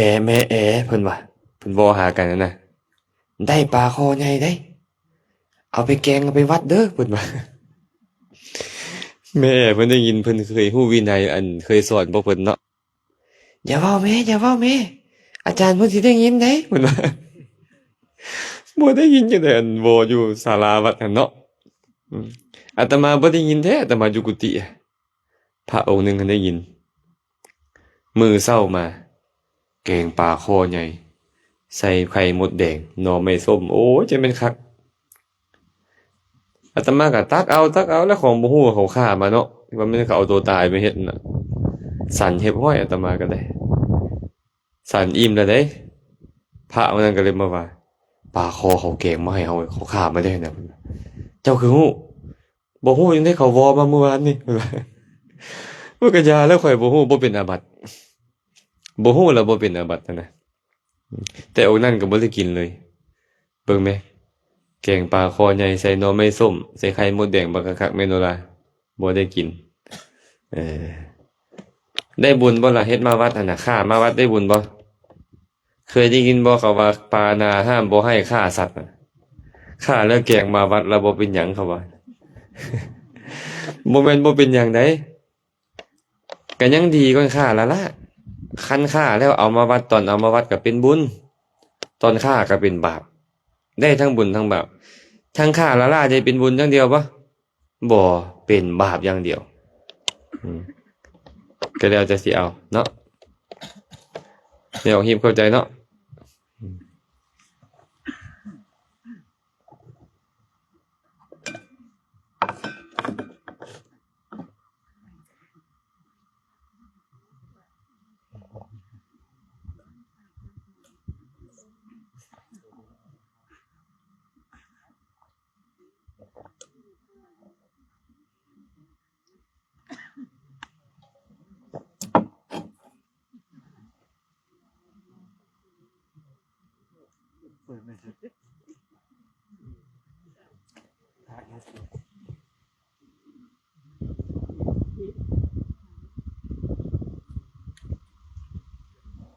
แม่นทานนั้นอยู่พุ่นบ่หมดหัวมันพุ่นบ่หมดต้องถามมันนิดนึงคัดยศเติบได้ไหมตัวเนี้ยน้อมกรรมนมัสการขอถามที่อาจารย์น้อยขอโอกาสเพิ่นให้ถามว่าส่วนโมกไปวาดไปวาดบอกไปแล้ววันนี้แหละผู้ส่วนกับผู้อันตกไปเป็นผู้บ้าพระอาจารย์อ้าวคักบอกบัดนี้ส่วนหมู่ไปวัดก็สิบาปบัดนี้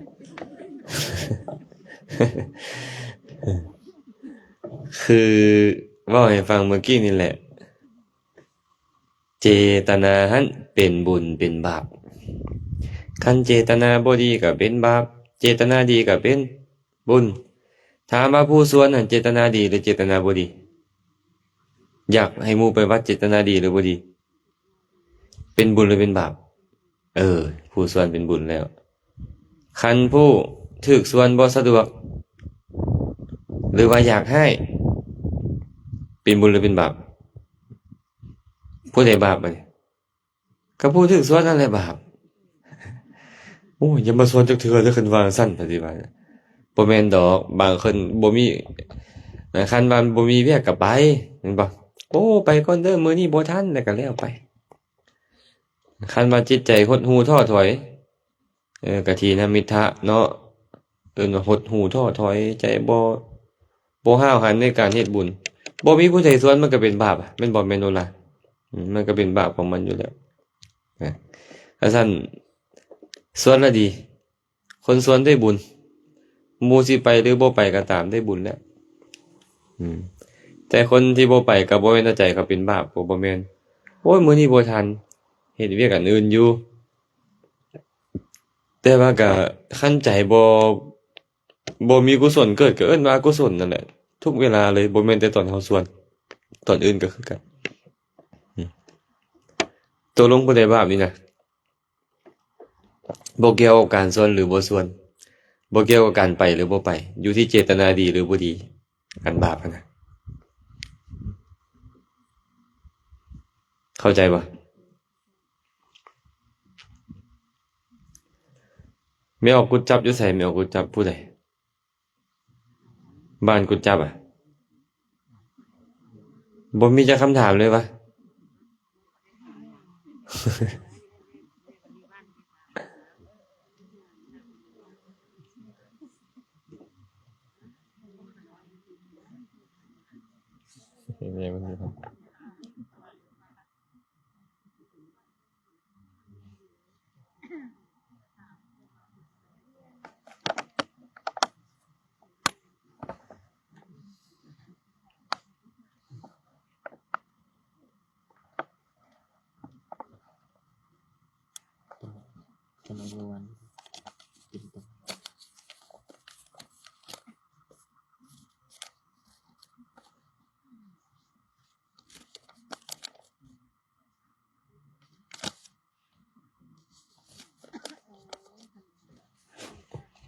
บ่มีบอกคำถามมีคำถามทางบ้านเพิ่นเนาะข้าน้อยขอโอกาสถามมีวัดหนึ่งที่ญาติโยมบ่ค่อยเอาใจใส่อุปถากครูบาอาจารย์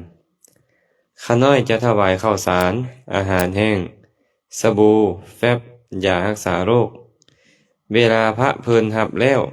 จะเฮ็ดแบบใดให้เพิ่นบ่เป็นอาบัติรับซื่อๆยังบ่เป็นอาบัติเด้สำหรับข้าวสารอาหารแห้งนี่นะเพิ่นรับแล้วเพิ่นก็ต้องสละบ่ให้เก็บไว้สันพระนี่จะมีสิกขาบทหนึ่งเคยมีพระอรหันต์องค์หนึ่งเพิ่นชื่อว่าพระเวรัตถสีสะพระอรหันต์องค์นี้นี่เพิ่นมักน้อยสันโดษบิณฑบาตเทื่อนึงกุ้มหลายมื้อเพิ่นเนี่ยบิณฑบาตปึ๊บเพิ่นก็เอาไปฉันแล้วก็เอาเข้าเรือไปตากแดดไว้ก็เข้าสมาบัติออกจากสมาบัติมาก็เอาเข้าเรือน่ะไปแช่น้ำมาฉันอีกดนๆจังไปบิณฑบาตเทื่อนึงครูบาอาจารย์องค์อื่นก็เลยถามว่าอาวุโสเป็นหยังคือว่าจะเห็นเจ้าดนไปบิณฑบาตเทื่อนึงเจ้าเฮ็ดแนวใดว่าซั่นข้าน้อยก็เอาเข้าวเก่าหั่นแหละมาตากแดดแล้วก็เอามาแช่กินว่าซั่นเจ้าเฮ็ดแบบนี้ตลอดป่ะแม่นเฮ็ดแบบนี้ตลอดก็เลยตำหนิติเตียนพระอรหันต์องค์นั้นไปแจ้งพระพุทธเจ้าก็ปรับอาบัติภิกขุใดสันอาหารที่เก็บไว้เป็นอาบัติปาจิตติโยปนาภิกขุสันนิธิการกังขาทนิยังวาโภชนิยังวาขาเทยวาพุนเชยวาปาจิตติยังภิกขุใดฉันของเขี้ยวสันของฉันก็ตามที่เก็บไว้เป็นอาบัติปาจิตติใช่ครูบาอาจารย์เก็บอาหารไว้สันบ่ได้มาม่าปลากระป๋องข้าวสารข้าวเปลือกอีหยังก็ตามแต่ที่เป็นอาหารขนมนมเนยเก็บไว้สันบ่ได้ต้องสละให้เป็นของอนุปสัมบันก็คือบ่แม่นพระภิกขุนีบ่ สิกขมานาบ่สามเณรบ่สามเณรีบ่พอออกไม่ออกบ่เอิ้นว่าอนุปสัมบันคันสละเป็นของเขาแล้วคันสละให้จั่วมื้ออื่นขอได้พอจั่วขอได้พระจึงห้ามสังสมเข้าใจบ่แม่นบ่ล่ะอันนี้บ่เป็นอาจารย์แซมเว้าอย่าเครียดให้อาจารย์แซมเด้เว้าตลอดว่าเว้าวินัยขัดใจพระเว้าธรรมะขัดใจโยมแต่คันบ่เว้าแล้วบ่ฮู้เนาะเว้าแล้วฮู้กันแล้วผู้ใดเฮ็ดได้ก็ดีเฮ็ดบ่ได้ก็ค่อยๆเฮ็ดแม่นบ่เพราะนี่เป็นคำสั่งสอนของพระพุทธเจ้านี่ส่วนสบู่แฟบยาสบู่กับแฟบนี่รับเทื่อเดียวก็สั่นได้ตลอดบ่แม่นเก็บไว้ได้ตลอดชีวิต อย่าพากันไปกินเด้ฟอดออกปากเด้ส่วนยารักษาโรคบ่เนี่ยยารักษาโรคบางอย่างนี่น่ะมีส่วนผสมของอาหารมันก็เป็นอาหารได้อย่างเช่นเขาเอาน้ำมะพร้าวผสมกับยานั่นก็กลายเป็นอาหารเข้าใจปะสมมติเขาเอาเข้าไปผสมกับยานั่นก็เป็นอาหารเก็บบ่ได้ต้องสละเนาะสมมุติเป็นน้ำผึ้งได้7มื้อรับแล้วเก็บไว้ฉันได้7มื้อน้ำอ้อยน้ำมันเนยใสเนยข้นเก็บไว้ได้ฉัน7มื้อต้องสละภายใน7มื้อคันยาวชีวิกบ่เนี่ยเป็นพวกหมักเพชรบ่เป็นพวกคิงบ่พวกค่าบ่ตินะคิมินบ่ที่เขาบดแล้วนะมันบ่ขึ้นแล้วนะเก็บไว้ฉันได้ตลอดชีวิตพวกนี้บ่มีโทษหยังบางเทื่อผักอีฮุมเป็นยาบ่ผักอีฮุมมาเป็นยาบ่แต่เป็นอาหารเก็บบ่ได้พวกนี้เนาะต้องฮู้พวกนี้หลายเติบอยู่ได้ต้องเข้าใจนำว่ามันเป็นกาลิกอันใดบ่ซั่นเก็บไว้ก็เป็นอาบัติฉันก็เป็นอาบัติเก็บไว้ในที่อยู่ก็เป็นอาบัติแม่นบ่ล่ะเอ้ยเก็บอาหารไว้ในที่อยู่ก็เป็นอาบัติหุงหาเองก็เป็นอาบัติเฮ็ดให้สุกเองนะเฮ็ดให้สุกในที่อยู่ก็เป็นอาบัติอีกโอ้ยมันมีแต่แนวเป็นอาบัติอภะนี่สิบ่สิกกันหมดบ่พระนี่ฮะก็บ่ต้องสิกดอกก็บิณฑบาตฉันเนาะคันบางบ่อนก็บ่จำเป็นต้องบิณฑบาตซั่นญาติโยมเขาก็ยอมมาซุมื้ออยู่ก็บ่จำเป็นต้องเก็บแม่นบ่คันอยากให้ถึกวินัยนะตอบให้ไว้นี่คำถามผู้ใดเบิ่งบ่แม่นของพ่อกะโลบ่แม่นดอกเนาะกำลังสวดปัจจยนิเทศเป็นภาษาบาลีบ่ได้แปลมีพระมาท่วงว่าสวดบ่แปลเสียเวลาละการสวดสาธยายมีผลมีอานิสงส์จังใดคะหน่อยพระพุทธเจ้าบอกว่าเหตุของการบรรลุธรรมมีหลายเหตุหลายปัจจัยฟังธรรมแสดงธรรมสาธยายธรรมแม่นบ่สาธยายก็บรรลุธรรมได้เนาะพิจารณาธรรมปฏิบัติธรรมบรรลุธรรมได้หมดเลยตั้งแต่ว่าเข้าใจบ่คันสวดแล้วบ่เข้าใจมันก็บ่เป็นเหตุของการบรรลุแต่ใจเป็นสมาธิบ่จดจ่ออยู่ในอารมณ์เดียวนั้นบ่จ่ออยู่ก็เป็นบุญนั่นแหละตั้งแต่ว่าสุตตะคือปัญญามันบ่เกิดขึ้นซื่อๆท่องมีประโยชน์แน่นอนก็ให้เฮาทรงจำเนาะบ่แม่นท่องภาษาบาลีบ่มีประโยชน์บ่แม่นเด้อมีประโยชน์แล้วแต่อาจจะบ่เข้าใจหากบ่ได้แปลซื่อๆคือพวกครูบาอาจารย์เพิ่นไปสุดมงคลเฮือนเฮาน่ะบ้านกุดจับผู้ใดได้ก็บ้านกุดจับมีไอ้บ่เคยนิมนต์พระไปขึ้นเฮือนบ่ไปสวดมงคลอยู่เฮือนเคยบ่เคยเพิ่นสวดอีหยังให้ฟังเด้บ่จัก อาเสวนาจะพารานังปันติตานันจะเสวนาปูชาจะปูชนียนังเอตัมมังคารุตมังจบสาธุไปหดได้หดน้ำมนต์ก็ได้หดน้ำมนต์เพิ่นว่าบาทนั่นแหละบาทเพิ่นนั้นดีใจสุดแล้วก็เลยได้สมันบ่เข้าใจแต่ตอนนั้นเคารพต่อกันที่เพิ่นสวดให้ฟังก็ได้บุญอยู่ตอนนั้นน่ะแต่ปัญญาคือสุตตะมันบ่เกิดขึ้น เนาะคันแปลให้ฟังหรือเข้าใจคำแปลอาเสวนาจะพารานังการประคบคนพาลปันดิตานันจะเสวนาการคบบัณฑิตบูชาจะปูชนียานังการบูชาคนที่ควรบูชาเอตมังคารมุตตมังเป็นสิริมงคลอันสูงสุดคันแนวนี้มันก็จะเข้าใจเพิ่มเหมือนบ่จะเข้าใจเพิ่ม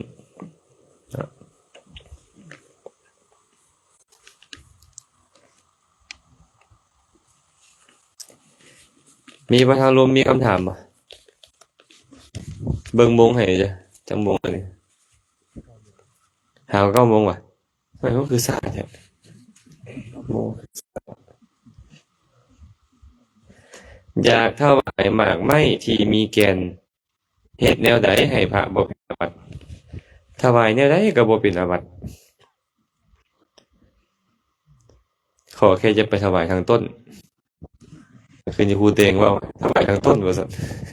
พระก็ขึ้นมากินเองเลยบ่ได้เดี๋ยวนั้นน่ะเจ้าถวายบ่เป็นหยังแต่ตนเพิ่นฉันพุ่นมันสิเป็น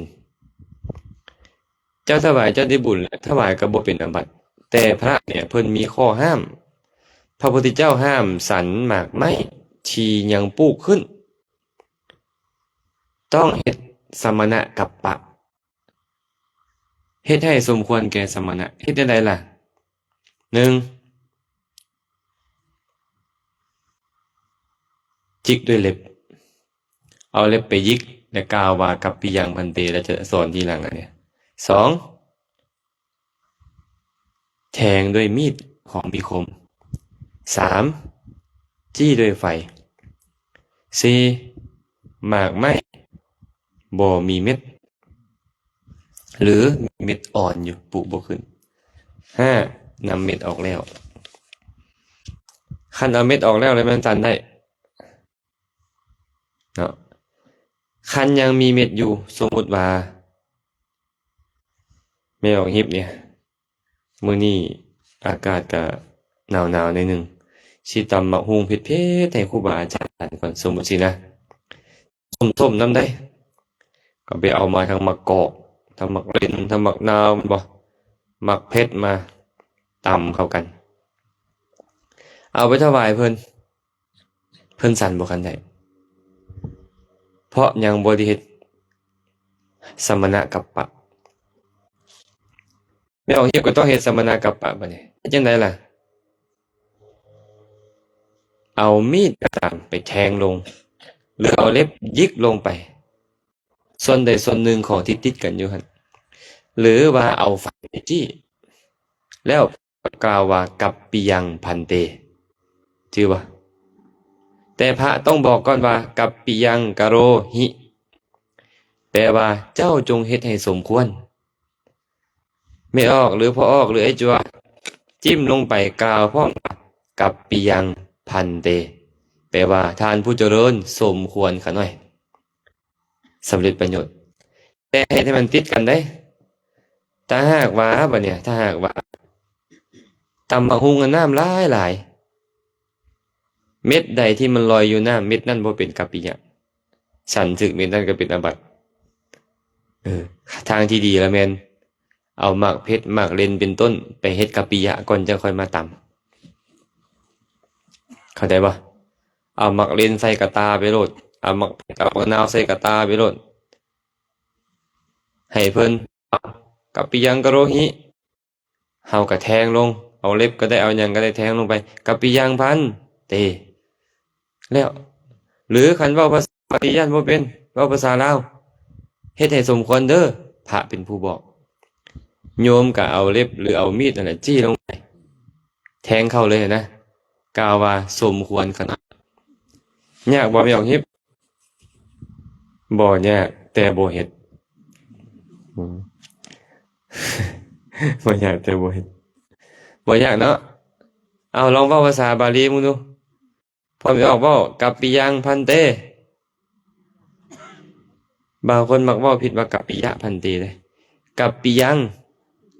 พันเตจักคำ5 คำยากบ่เนี่ยบ่ยากเนาะหรือว่าสมมุติมื้อเช้านี่เห็นบ่เอาหมากกะทันมาถวายครูบาอาจารย์เนาะ มันบ่มีมากกระทันเลยเนาะมากเกี้ยงอาจจะเพิ่นสั่นบ่ได้เลยแม่ออกก็ต้องเฮ็ดแบบนั้นแหละเพิ่นก็กล่าวว่ากัปปิยังกะโรหิพอแม่ออกก็เอามีดจิ้มลงไปให้มันติดกันได้ใส่คนละภาชนะบ่ได้คันใส่ถุงยางอยู่ก็ต้องแกะออกมาให้ติดกันคันใส่ถ้วยก็ให้เป็นถ้วยเดียวกันใส่จานให้กันเดียวกันให้มันติดกันเฮ็ดบาทเดียวทั้งหมดสมควรทั้งหมดนะเอาว่าอีกวันหนึ่งดูครูบาอาจารย์ว่าจังใดกัปปิยังกะโรหิว่ามึงดูกัปปิยังกะโรหิโยมมากัปปิยังพันเตง่ายบ่ง่ายนี่นะบ่ต้องไปชื่อของพระดอกให้พ่อไม่ออกชื่อของโยมกัปปิยังพันเตแต่ต้องจิ้มแล้วเว้าพร้อมเด้จิ้มลงไปก็เว้าพร้อมกับปิยังพันเตสำเนี่ยพักคือกันได้ไหมอ่ะพักบ้งบ่พักเกษตรบ่พักหอมป้อมบ่สินะที่มันยังปลูกขึ้นเนาะหัวบัวหัวกระเทียมพวกเนี้ยต้องเฮ็ดเบิดเลยได้แม้แต่ต้นไผ่พุ่นน่ะยังปลูกขึ้นบ่ต้นไผ่อ่ะก็ต้องกับปิยะต้นจำปาอย่างพวกนั้นเฮ็ดเบิดคันพระสิเอาไปเฮ็ดแนวอื่นนะเสียเอาบ่แม่นแต่กินได้เอาไปเผาไฟก็บ่ได้พระเนี่ยต้องได้เฮ็ดกับปิยะพ่อไม่ออกเข้าใจเพิ่นถามบ่เข้าใจอยู่บ่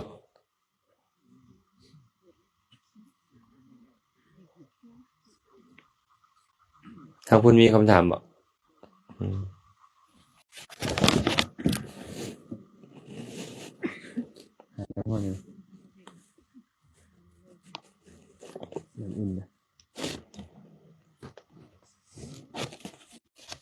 เปิดแล้วถามมันหน่อยนึงบ่ต้องเฝ้า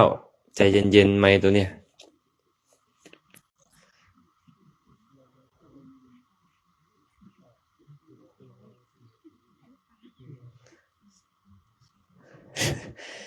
ฮะนะถามหน่อยนึงกันยังมา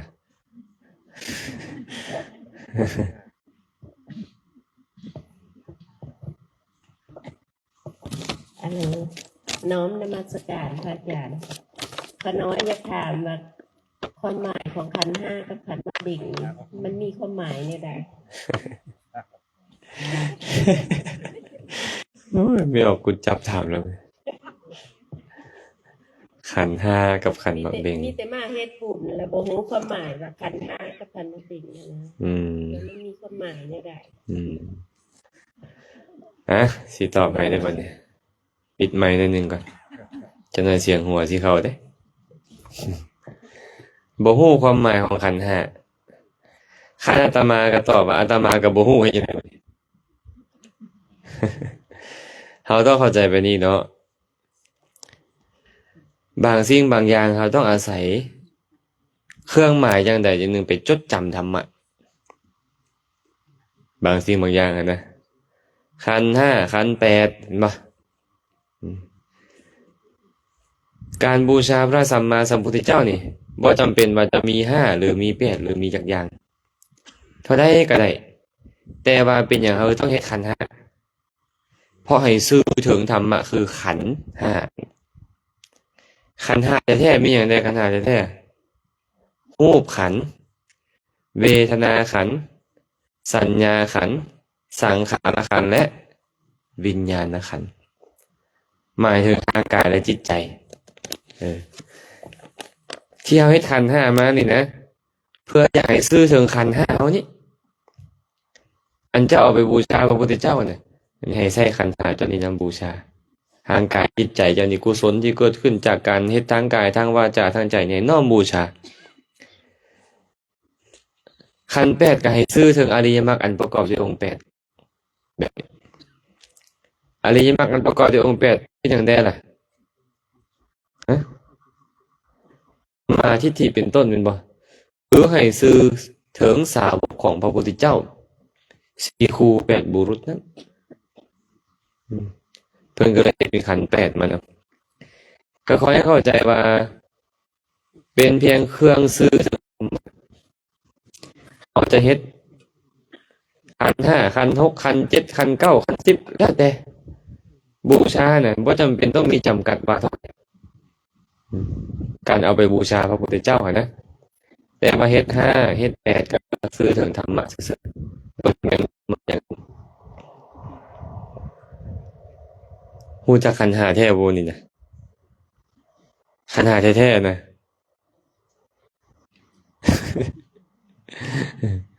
ขันธ์ห้าแท้ๆคือร่างกายจิตใจนี่แหละเป็นว่าขันธ์ห้าพระพุทธเจ้าอ่ะภิกขุทั้งหลาย ขันธ์ห้าอย่างนี่แหละขันธ์ห้าอย่างมีอย่างใดรูปขันธ์เวทนาขันธ์สัญญาขันธ์สังขารขันธ์และวิญญาณขันธ์รูปขันธ์ก็คือร่างกายทั้งหมดนี่เอิ้นว่ารูปขันธ์ความสุขความทุกข์ความเป็นกลางๆเอิ้นว่าเวทนาขันธ์ความคือจำจื้อว่าอันนี้เป็นอันนี้อันนั้นเป็นอันนั้นเอิ้นว่าสัญญาขันธ์ความเป็นบุญความเป็นบาปในใจเอิ้นว่าสังขารขันธ์การเห็นการได้ฟังการดมกลิ่นเป็นต้นเอิ้นว่าวิญญาณขันธ์ขันธ์แปลว่ากองหมู่กลุ่มก้อนของอันใดเอิ้นว่าขันธ์นั่น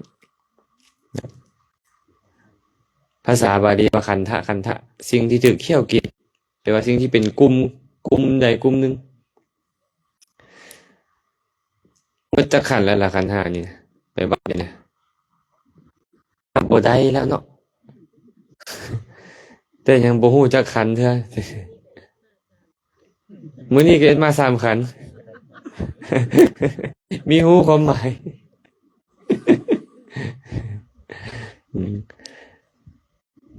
เพิ่นอยากให้ซื้อถึงขันธ์ห้าให้เฮาอย่าลืมขันธ์ห้าเฮ็ดหยังก็อย่าลืมขันธ์ห้าอย่าลืมว่าทุกสิ่งทุกอย่างทุกคนเนี่ยเป็นเพียงขันธ์ห้าบ่แม่นสัตว์บ่แม่นบุคคลอิหยังเป็นเพียงขันธ์ห้าเพิ่นอยากให้เอาซื้อนี้ซื้อถึงธรรมะเนาะพอเข้าใจเนาะผู้เดียวมีฮอด3ขันธ์พุ่นขันธ์ห้าก็ได้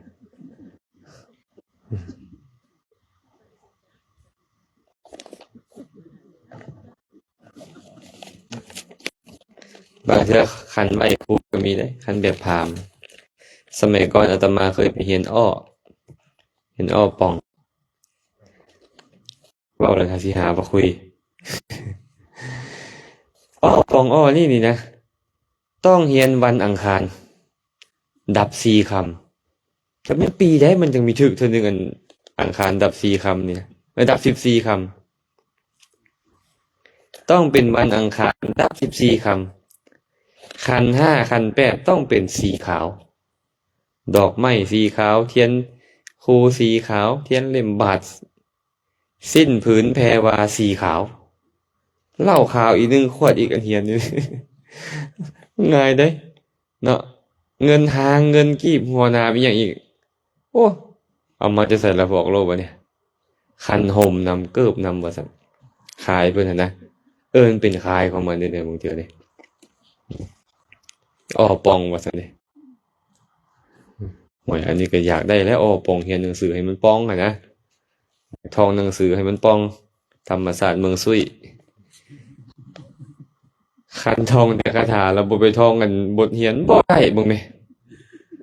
มันต้องไปท่องบทเรียนพุ่นจึงค่อยได้ อันนั้นก็เป็นของพราหมณ์เขาเจ้าเด้อพราหมณ์เขาเจ้าก็เฮ็ดกลเฮ็ดขายหมดเขาเจ้าอันนั้นก็มีอยู่เนาะมีคำถามอีกต่อไปอยู่ทางโลกกับทางธรรมมันคือต่างกันข้าน้อยควรจะทำหยังแหน่เพื่อสอดคล้องกับทางโลกและทางธรรมมันต่างกันบ่ได้ทางโลกกับทางธรรมนี่แมวแก้วแบบใดเอิ้นว่าทางโลกแบบใดเอิ้นว่าทางธรรมฮะบวชเอิ้นว่าทางธรรมป่ะบ่ที่บวชเอิ้นว่าทางโลกแบบนี้บ่มันต่างกันต่างแบบใดล่ะ แม้แต่ทางโลกมันมีแค่ศีล5ทางธรรมมันศีลเป็นหลายพันข้อมันก็ต้องแตกต่างเด้อันเฉพาะศีลกันนะส่วนว่าอย่างอื่นน่ะคือกันนั่นแหละ ความคิดการกระทำคำเว้าบ่ได้ต่างกันหยังทางโลกทางธรรมก็ได้ต่างแต่ว่าทางธรรมะวินัยของพระพุทธเจ้ามีขอบเขตหลายกฎระเบียบของเพิ่นหลายหลายพันข้อไม่ออกเลยเฉพาะมาสวดให้กันฟังก็200กว่าข้อแล้วแต่ละอาทิตย์แต่ละครึ่งเดือนหั่นนะสนใจบ่ล่ะบอกโลก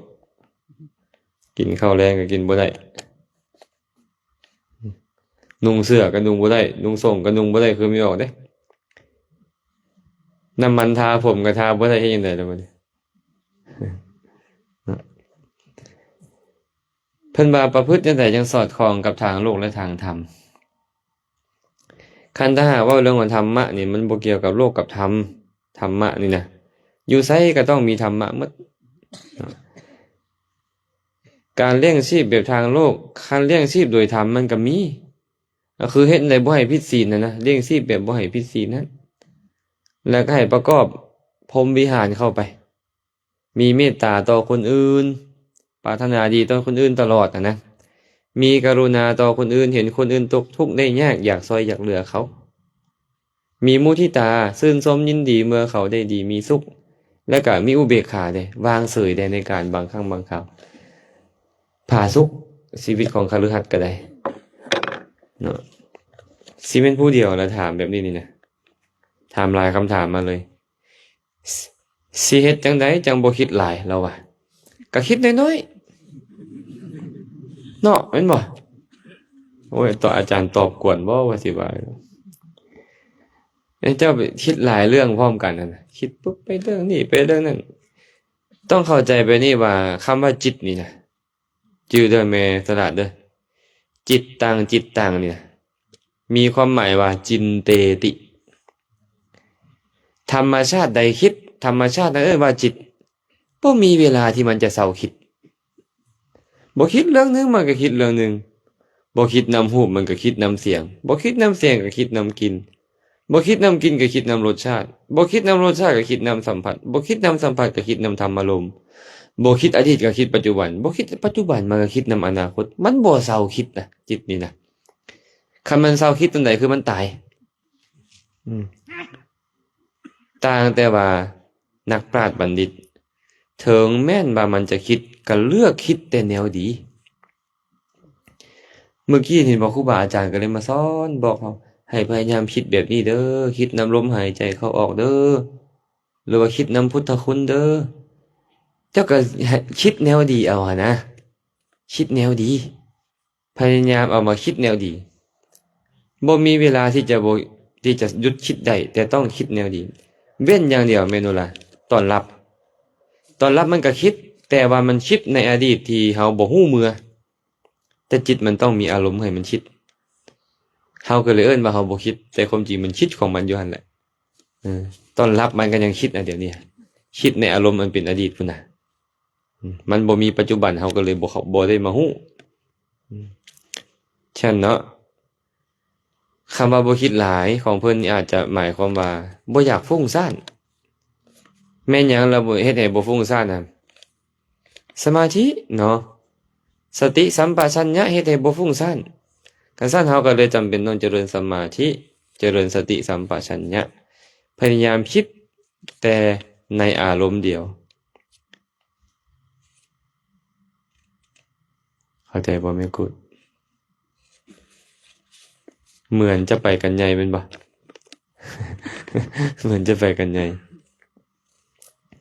มันต้องคิดอยู่แล้วแหละตอนนี้คิดอย่างตอนเนี้ยคิดฮอดเฮือนแล้วเป็นบ่แม่นบ่คิดฮอดผ้าห่มบ่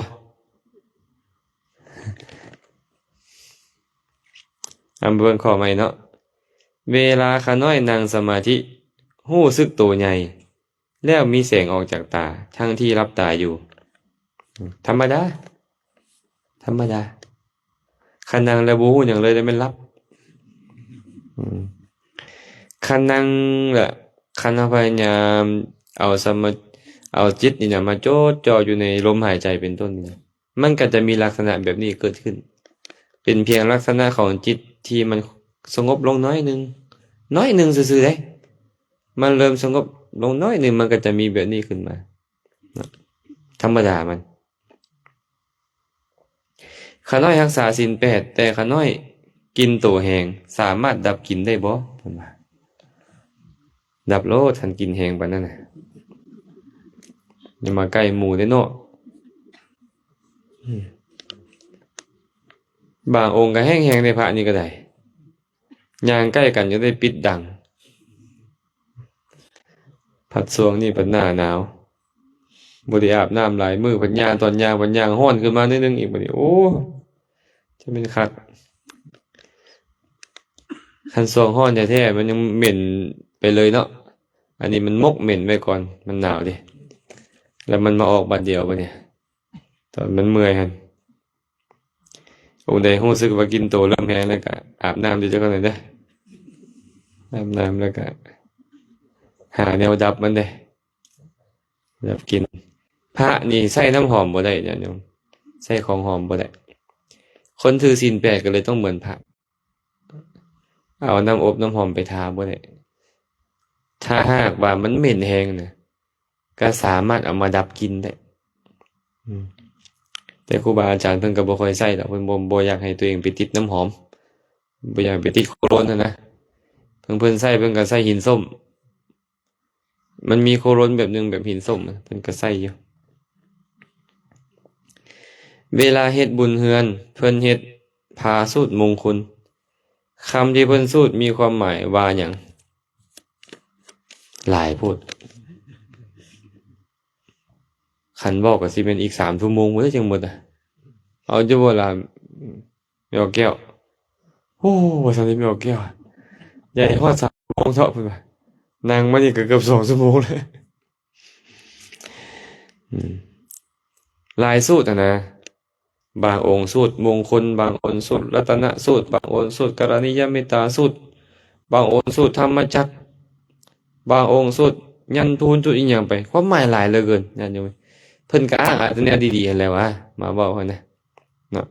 เป็นว่ามีเวลาจังค่อยมาเว้าซะตัวนี้เนาะคันเว้าต่อก็สิบ่ได้พักผ่อนแล้วพวกเขาทางลมมีบ่ล่ะยังมีบ่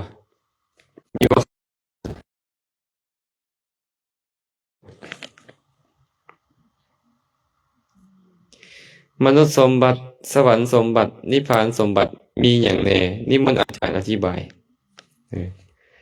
มนุษย์สมบัติมีหยังแน่ว่าซั่นนี่แหละกลาภยศสรรเสริญนี่แหละแล้วมนุษย์สมบัติรูปเสียงกลิ่นรสสัมผัสที่ดีๆนี่แหละลาภสรรเสริญที่ได้นี่แหละเป็นว่ามนุษย์สมบัติในความเป็นมนุษย์นี่สวรรค์สมบัติก็คือกันอายุวรรณะความสุขยศอธิปไตยรูปเสียงกลิ่นรสสัมผัสอันเป็นทิพย์กาสวรรค์สมบัตินิพพานสมบัติก็คือบรรลุธรรมว่านิพพานสมบัติบรรลุเป็นพระโสดาบันเป็นต้นเนาะตายแบบกรรมกับตายแบบความดีต่างกันแบบใดแม่นหยังตายแบบกรรมบ่เนี่ยคำถามสิแม่นเพิ่นว่ากรรมนี่ว่าแม่นบ่ดีเนาะความจริงแล้วกรรมเนี่ยเป็นคำกลางๆกรรมดีก็มีกรรมบ่ดีก็มีเพิ่นอาจจะหมายความว่าตายแบบกรรมชั่วกับตายแบบความดีต่างกันไปเลยตายนี่บ่มีดีบ่มีชั่วตายนี่คือหยังตายเนี่ยความแตกทำลายของขันธ์5จิตดวงที่เฮ็ดหน้าที่ตายเนี่ยว่าจุติจิตมันบ่แม่นบุญมันบ่แม่นบาปมันเป็นวิบากเป็นผลของบุญของบาปพุ่นเนาะแต่ว่าในเวลาใกล้ตายใจเป็นบาปกับเวลาใกล้ตายใจเป็นบุญต่างกันบ่ต่างแน่นอนหากเวลาใกล้ตายใจเป็นบาปไปอบายแน่นอนคันเวลาใกล้ตายใจเป็นบุญไปสุคติแน่นอนต่างกันแต่ซ้ำนี้เนาะการที่ผัวหนีปะลูกเมียแบบนี้ได้บุญหรือบาปเป็นผลกรรมของผู้ใดอันนี้คือว่าถามไปแล้วเนาะคือตอบไปแล้วมื้อนั้นเนาะได้ผัวหนีปะลูกเมียไปได้บุญหรือได้บาปโอ้มีผู้หนีปะกันบ่เนี่ย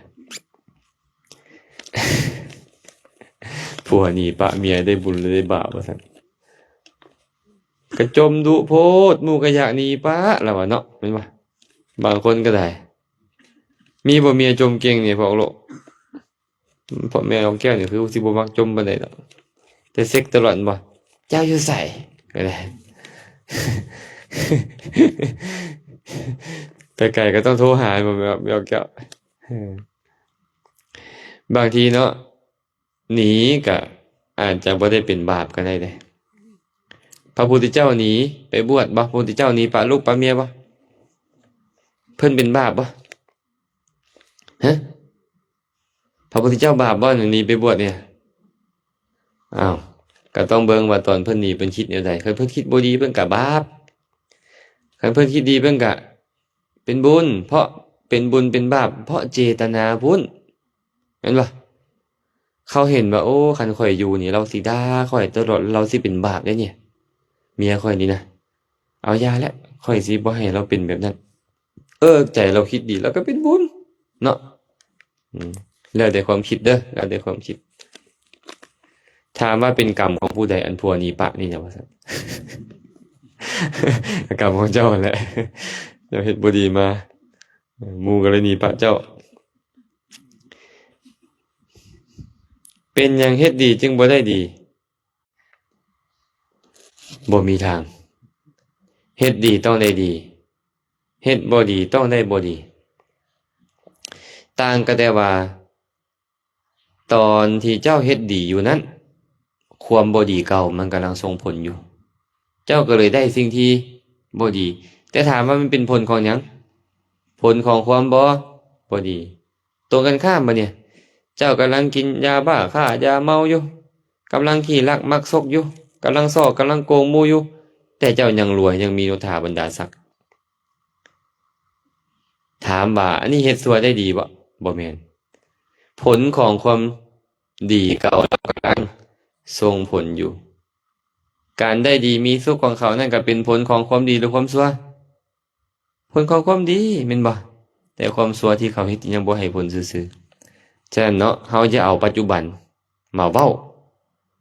อย่าเอาปัจจุบันมาเว้าแล้วโอ้ยข้อยเฮ็ดดีแล้วปัจจุบันนี้ข้อยคือบ่ได้ดีมันบ่แม่นแบบนั้น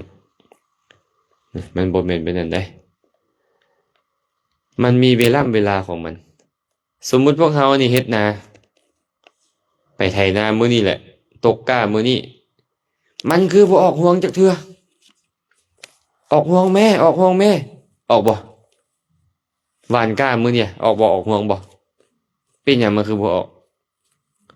ยังบ่ได้เวลามันไป 3-4 เดือนไปแล้วบ่เนี่ย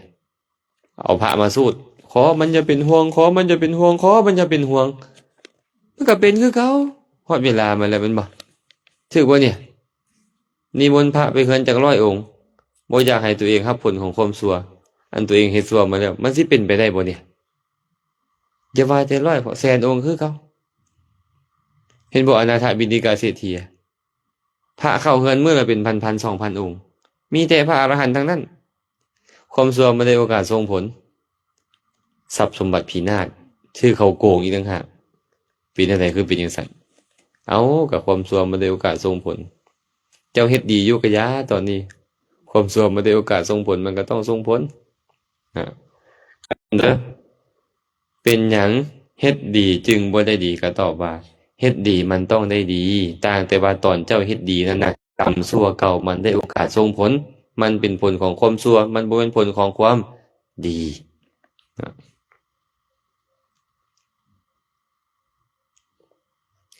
เฮ็ดแบบใดให้มีศรัทธาศึกษาธรรมะคำสอนพระพุทธเจ้ายามบ่มีศรัทธาควรหาอุบายแบบใดให้มีศรัทธาคะน้อยความจริงแล้วเนี่ยอาหารของศรัทธาคือการฟังธรรมเนี่ยคันเจ้าฟังธรรมดูๆฟังธรรมดูๆเนี่ยศรัทธามันจะเกิดขึ้นเจ้าละเลยการฟังธรรมศรัทธามันก็หายแต่ว่าเฮ็ดจังได๋ให้มีศรัทธาให้มีความเพียรในการศึกษาธรรมะคำสอนเจ้าก็ต้องพิจารณาเห็นว่าประโยชน์ของมันคันตามใดที่เจ้าบ่เห็นประโยชน์เจ้าบ่อยากเฮ็ดดอกแม่นบ่คันเราเห็นว่าอันใดเป็นประโยชน์เราจะเฮ็ดอันนั้นแล้วก็ให้พิจารณาอยู่เสมอว่าธรรมะคำสอนนี่นะ บ่ได้เกิดขึ้นมาในโลกง่ายๆเฮาเกิดมาเป็นล้านเทื่อก็ยังบ่พอคำสอนอยู่แต่ว่ามาปัจจุบันเฮาพอคำสอนแล้วเฮาจะละเลยมันได้จังได๋เฮาก็ต้องเฝ้าเล็งในการขวนขวายในการศึกษาบ่แม่ออกต้อยแม่ออกแก้วได้จักสูตรและพระสูตรนี่ โอ้ย ต้องได้เด้ต้องพยายามจือเด้จือศีล5จือศีลอุโบสถจือกรรมบท10บ่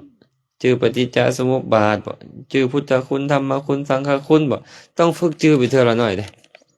ธรรมของอุบาสกอุบาสิกาแก้วสินะอุบาสกอุบาสิกาปทุมสินะเฮาก็จือเดี๋ยวก่อนเนาะต้องมีศรัทธาเด้เป็นผู้มีศีลเด้บ่เชื่อถือมงคลตื่นข่าวบ่แสวงหาเขตบุญในภายนอกบ่สนับสนุนเขตบุญในภายนอกก่อนต้องฝึกจือเด้เข้าใจอยู่แต่บ่จือเดี๋ยวแก้วจะเว้าด้วยคำนี้แหละ มันต้องพยายามต้องจือแหละต้องจือแหละบาทผู้ใดติดหนี้จือเบิดเป็นจังได๋เซ็นไปเท่าไหร่เนาะบอกโลเนาะ3 ปีแล้วได้นี่บ่จ่ายนี่มันยังจืออยู่ตรงไหมอันนั้นทำมาคำสอนบ่ยอมจือนี่มันอยู่ที่เฮาใส่ใจเนาะคันเฮาพอใจแล้วมันจะจือฉันทะเด้ไม่ออกแก้วฉันทะวิริยะจิตตะวิมังสาเป็นอิทธิบาทเป็นทางแห่งความสำเร็จคันเฮาพอใจเสียอย่างในการจะจือมันก็ต้องจือบ่จือหลายก็จือน้อยต้องพอใจก่อนแล้วก็เพียรใช้บ่นั้นเพียรจือก็คิดหามันแดเอิ้นว่าจิตแล้วก็พิจารณาพร้อมเอาปัญญาพิจารณาก็ซอยจือเนาะคำถามสุดท้ายคันบ่มีทางอยู่ลุมเลยอาบัตมีความหมายว่าจังได๋อาบัตนี่บ่แม่นน้องพ่อแน่นอนเนาะอันนั้นพ่ออาวเนาะอาบัตเนี่ยภาษาบาลีอาปติแปลว่าถึงหรือต้องถึงหรือต้องจื่อเด้ออาปติสัมปติเนี่ยคล้ายๆกันเลยถึงหรือต้องไม่เอาต้องยังล่ะต้องโทษถึงยังถึงโทษถึงสิ่งที่เป็นโทษต้องสิ่งที่เป็นโทษนั่นเอิ้นว่าอาบัติเป็นอาบัติได้เป็นอาบัติได้ก็คือเป็นโทษได้ผิดศีลได้นั่นแหละเข้าใจเนาะคำถามอื่นน่าจะเอาไว้ก่อนเนาะเอาต่อยเพิ่นซะนี่กรณีตำหมักฮุงเอาหมักเพชรหมักเลนหมักกอกมากที่ประกอบอื่นๆไปข้างไฟก่อนจากกัปปิยะอีกบ่คันไปเฮ็ดให้สุกแล้วบ่จำเป็นต้องเฮ็ดกัปปิยะอีกแต่พระเฮ็ดให้สุกเองบ่ได้เด้คันสมมุติเอาแก้วเอาหมักเพชรไปลวกซะเอาหมักกอกไปลวกเอาหมักนาวไปลวกสินะเอาหมักเลนไปลวกแล้วมันสุกแล้วก็บ่มีกิจที่ต้องมาคือเจ้าหมักเลนสินะหมักเพชรก็ไปจีแล้วหมักเลนก็ไปจีแล้วหอมก็ไปจีแล้วตามมาแล้วมันก็เอิ้นว่าสุกแล้วบ่จำเป็นต้องเฮ็ดกัปปิยะอีก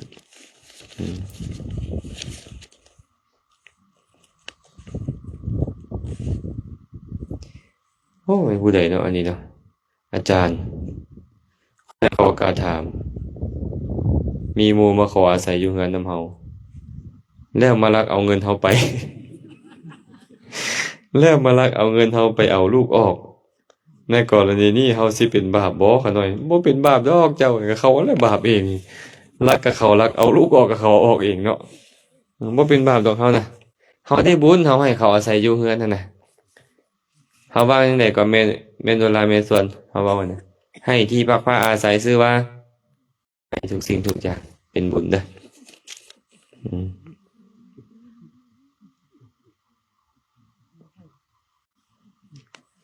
อก็ควรจะพอสมควรก่อนอนุโมทนาบุญนำญาติโยมมื้อนี้เนาะรู้สึกว่าหนาวๆกันอยากอดทนอยู่นำกันก็ขออนุโมทนาบุญนำมื้ออื่นครูบาอาจารย์ก็จะออกแต่เช้าประมาณ 6:00 นปลายเพราะว่าระยะทาง12 กิโลตอนเช้านี่นะต้องย่างไปเพื่อสันอยู่บ้าน บ้านทางามบ่ทางามเนาะเลยขัวทางามไปประมาณกิโลนึงแม่นบ่ก็จะไปสันอยู่หั่นแล้วก็ตอนช่วงบ่ายก็สันแล้วน่าจะได้ออกเดินทางเลย เพราะมีโยมนิมนต์สันกาแฟอยู่เฮือนใหม่ข้างพระธาตุพระสัตก็เลยรับนิมนต์กับเจ้าไว้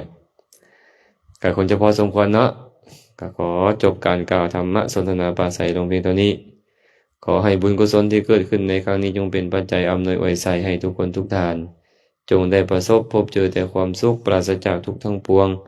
หากปรารถนาสิ่งหนึ่งประการใดอันเป็นไปในทางที่ชอบประกอบด้วยธรรมแล้วก็ขอให้ความปรารถนาของทุกคนทุกท่านจงสำเร็จ